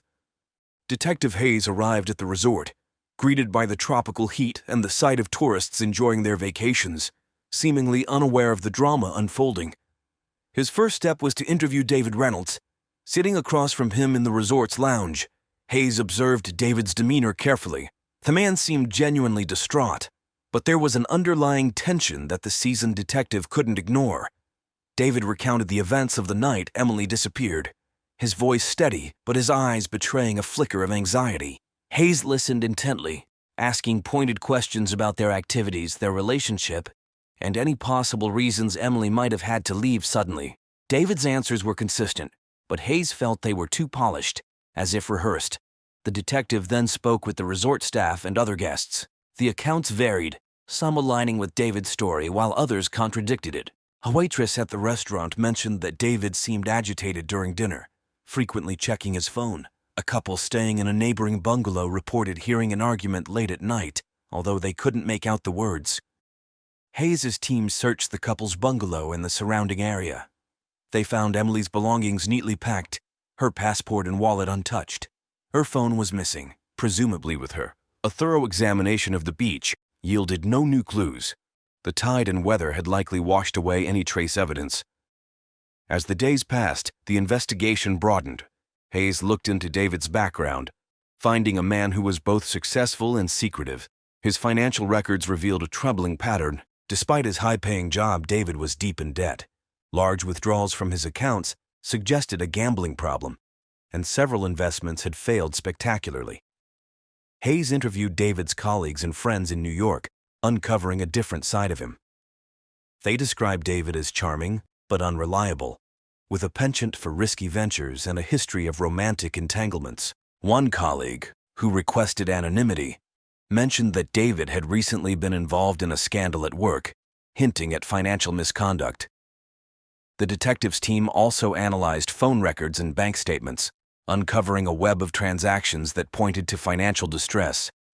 Several large transfers had been made to offshore accounts, and David had taken out substantial loans shortly before the wedding. These findings suggested that David was far from the affluent figure he portrayed. As suspicion around David grew, the investigation took a dramatic turn with the discovery of a letter in Emily's handwriting, found hidden in her suitcase. It was addressed to her parents and hinted at her growing unease about David. She wrote about discovering discrepancies in his stories and financial dealings, expressing fear that she had made a terrible mistake in marrying him. The evidence was mounting, and Detective Hayes felt the pieces of the puzzle starting to come together. But without Emily, the case remained frustratingly incomplete. The detective was determined to uncover the truth, knowing that the facade of the perfect honeymoon was hiding something far more sinister.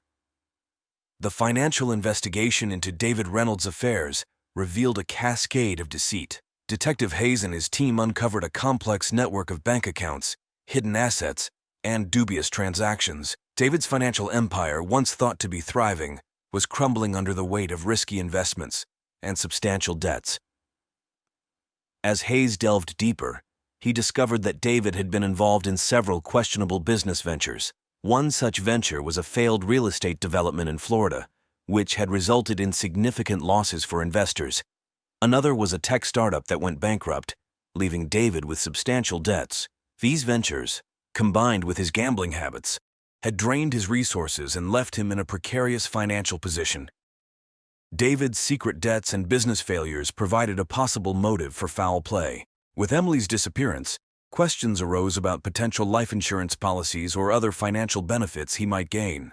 Hayes's team found that David had recently taken out a substantial life insurance policy on Emily, raising further suspicions. Testimonies from friends and colleagues about David's character began to form a consistent narrative. They described him as someone who would do anything to maintain his image of success, even if it meant deceiving those closest to him. Emily, it seemed, had been drawn into a web of lies and financial manipulation. The mounting evidence suggested that David's involvement in Emily's disappearance was more than just circumstantial. His financial desperation, coupled with the inconsistencies in his story, pointed to a more sinister motive.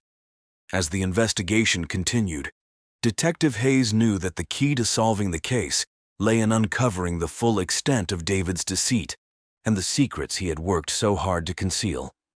As the investigation deepened, another layer of David Reynolds' double life began to unfold. His extramarital affairs. Detectives uncovered a series of clandestine relationships that painted a picture of a man far different from the devoted husband he appeared to be. David's phone records and emails revealed communications with several women, some of whom he had met through his business dealings, while others were casual encounters.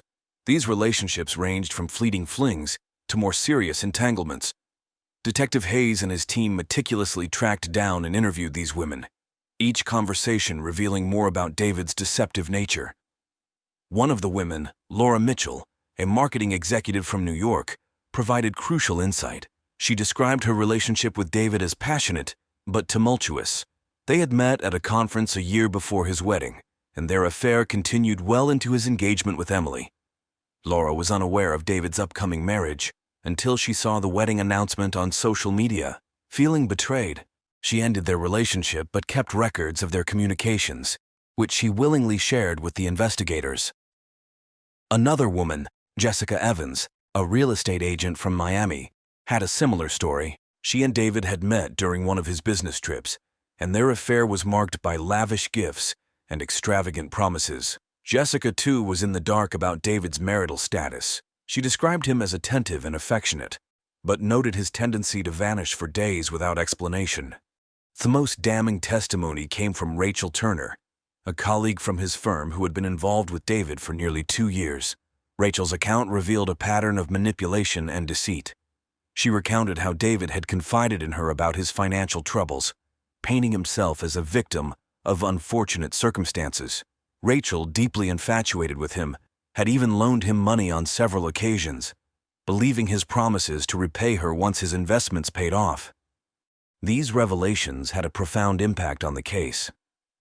They not only established a pattern of deceit, but also suggested potential motives for Emily's disappearance. David's affairs indicated a man capable of maintaining multiple lives, each carefully compartmentalized to prevent discovery. His ability to juggle these relationships while hiding his financial troubles from Emily spoke to his skill at deception. Interviews with his past lovers painted a picture of a man driven by a need for validation and material success. They described how David would often speak of his ambitions and dreams, using his charm to elicit sympathy and support. His relationships, both romantic and financial, were tools he used to navigate his increasingly precarious life. The impact of these revelations on the case was significant.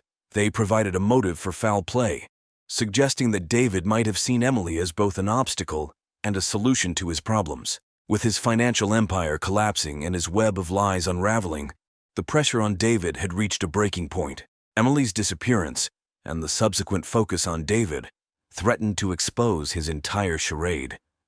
As Detective Hayes pieced together the evidence, it became clear that the investigation was far from straightforward. Each new discovery added complexity to the case, revealing the depths of David's deceit and the lengths he was willing to go to maintain his facade. The true challenge lay in proving his involvement beyond doubt, a task that required uncovering every hidden aspect of his life. Just when Detective Hayes believed he had a clear picture of David Reynolds' involvement in Emily's disappearance, a shocking twist emerged. A mysterious figure, previously unknown to the investigation, came forward with information that turned the case on its head. The figure was a man named Alex Carter, a private investigator from New York. Alex contacted Detective Hayes, claiming to have crucial information about David Reynolds and his activities. Intrigued and cautious, Hayes arranged a meeting. In a dimly lit cafe, Alex revealed his connection to the case.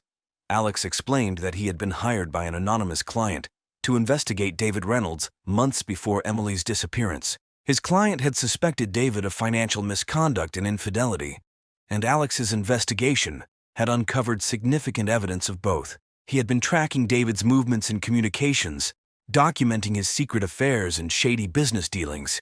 But Alex's most startling revelation was about Emily. According to his findings, Emily had discovered David's infidelity and financial troubles shortly before their wedding. She had confided in a close friend, expressing her doubts and fears about marrying David. This friend, concerned for Emily's safety, had anonymously hired Alex to gather evidence, hoping to give Emily a way out of her situation. Alex provided Detective Hayes with a dossier of his findings, including photographs, financial records, and transcripts of conversations. One particularly damning piece of evidence was a recording of a conversation between David and an unknown associate, discussing plans that hinted at foul play. The recording suggested that David had been plotting something sinister, although the details were vague. This new information complicated the case significantly. It introduced the possibility that Emily might have been aware of David's plans and had taken steps to protect herself. Detective Hayes considered the idea that Emily could have staged her disappearance to escape David's clutches, although the lack of concrete evidence made this theory difficult to prove. Hayes decided to re-interview everyone involved, armed with the new information. He spoke again with Emily's family and friends, uncovering more details about her state of mind before the wedding. Emily's best friend, Lisa, revealed that Emily had been increasingly anxious in the weeks leading up to the honeymoon. She had confided in Lisa about her fears and mentioned the anonymous tipster who had warned her about David. David's reaction to the reopened investigation was one of surprise and agitation. He denied any involvement in Emily's disappearance and dismissed the evidence provided by Alex Carter as fabrications. However, his growing frustration and inconsistent statements only added to the suspicion surrounding him.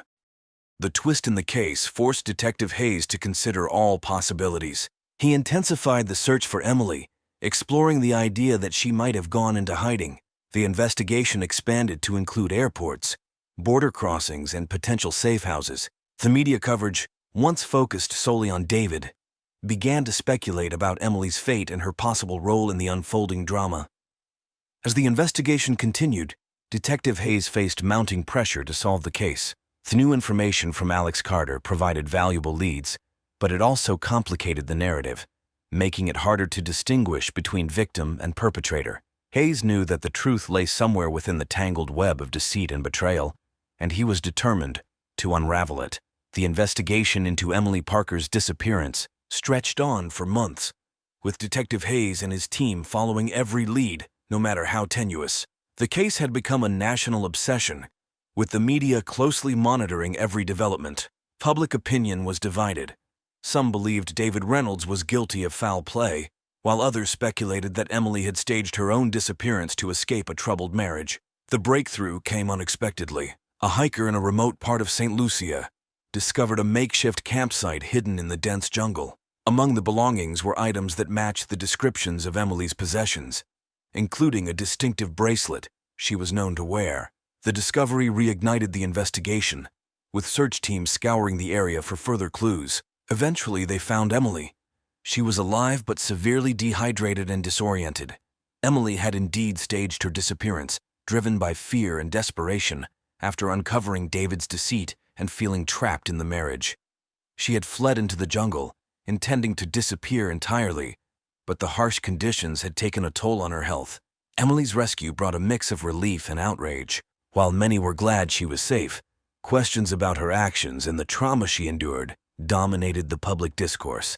Detective Hayes interviewed Emily extensively, piecing together her story. She described the mounting pressure she felt after discovering David's infidelities and financial troubles. The anonymous tip from Alex Carter had been the final straw, prompting her to take drastic action. David Reynolds was arrested and charged with multiple crimes, including fraud, embezzlement, and conspiracy to commit harm. The evidence provided by Alex Carter, combined with Emily's testimony, built a strong case against him.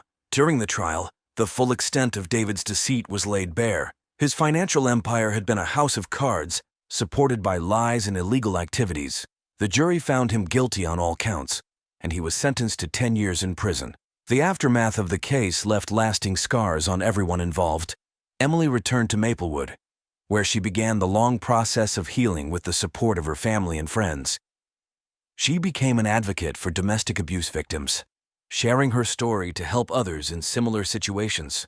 The media's fascination with her life eventually faded, but Emily remained a symbol of resilience and survival. Detective Hayes reflected on the case as one of the most challenging of his career. It had been a journey through layers of deception and human frailty, revealing the dark complexities of love, trust, and betrayal. The resolution, while not entirely satisfying, brought a measure of justice and closure to those affected. In the end, the case of Emily Parker's disappearance was a stark reminder that truth can be stranger than fiction, and that beneath the surface of seemingly perfect lives, there can lie a twisted web of secrets waiting to be uncovered.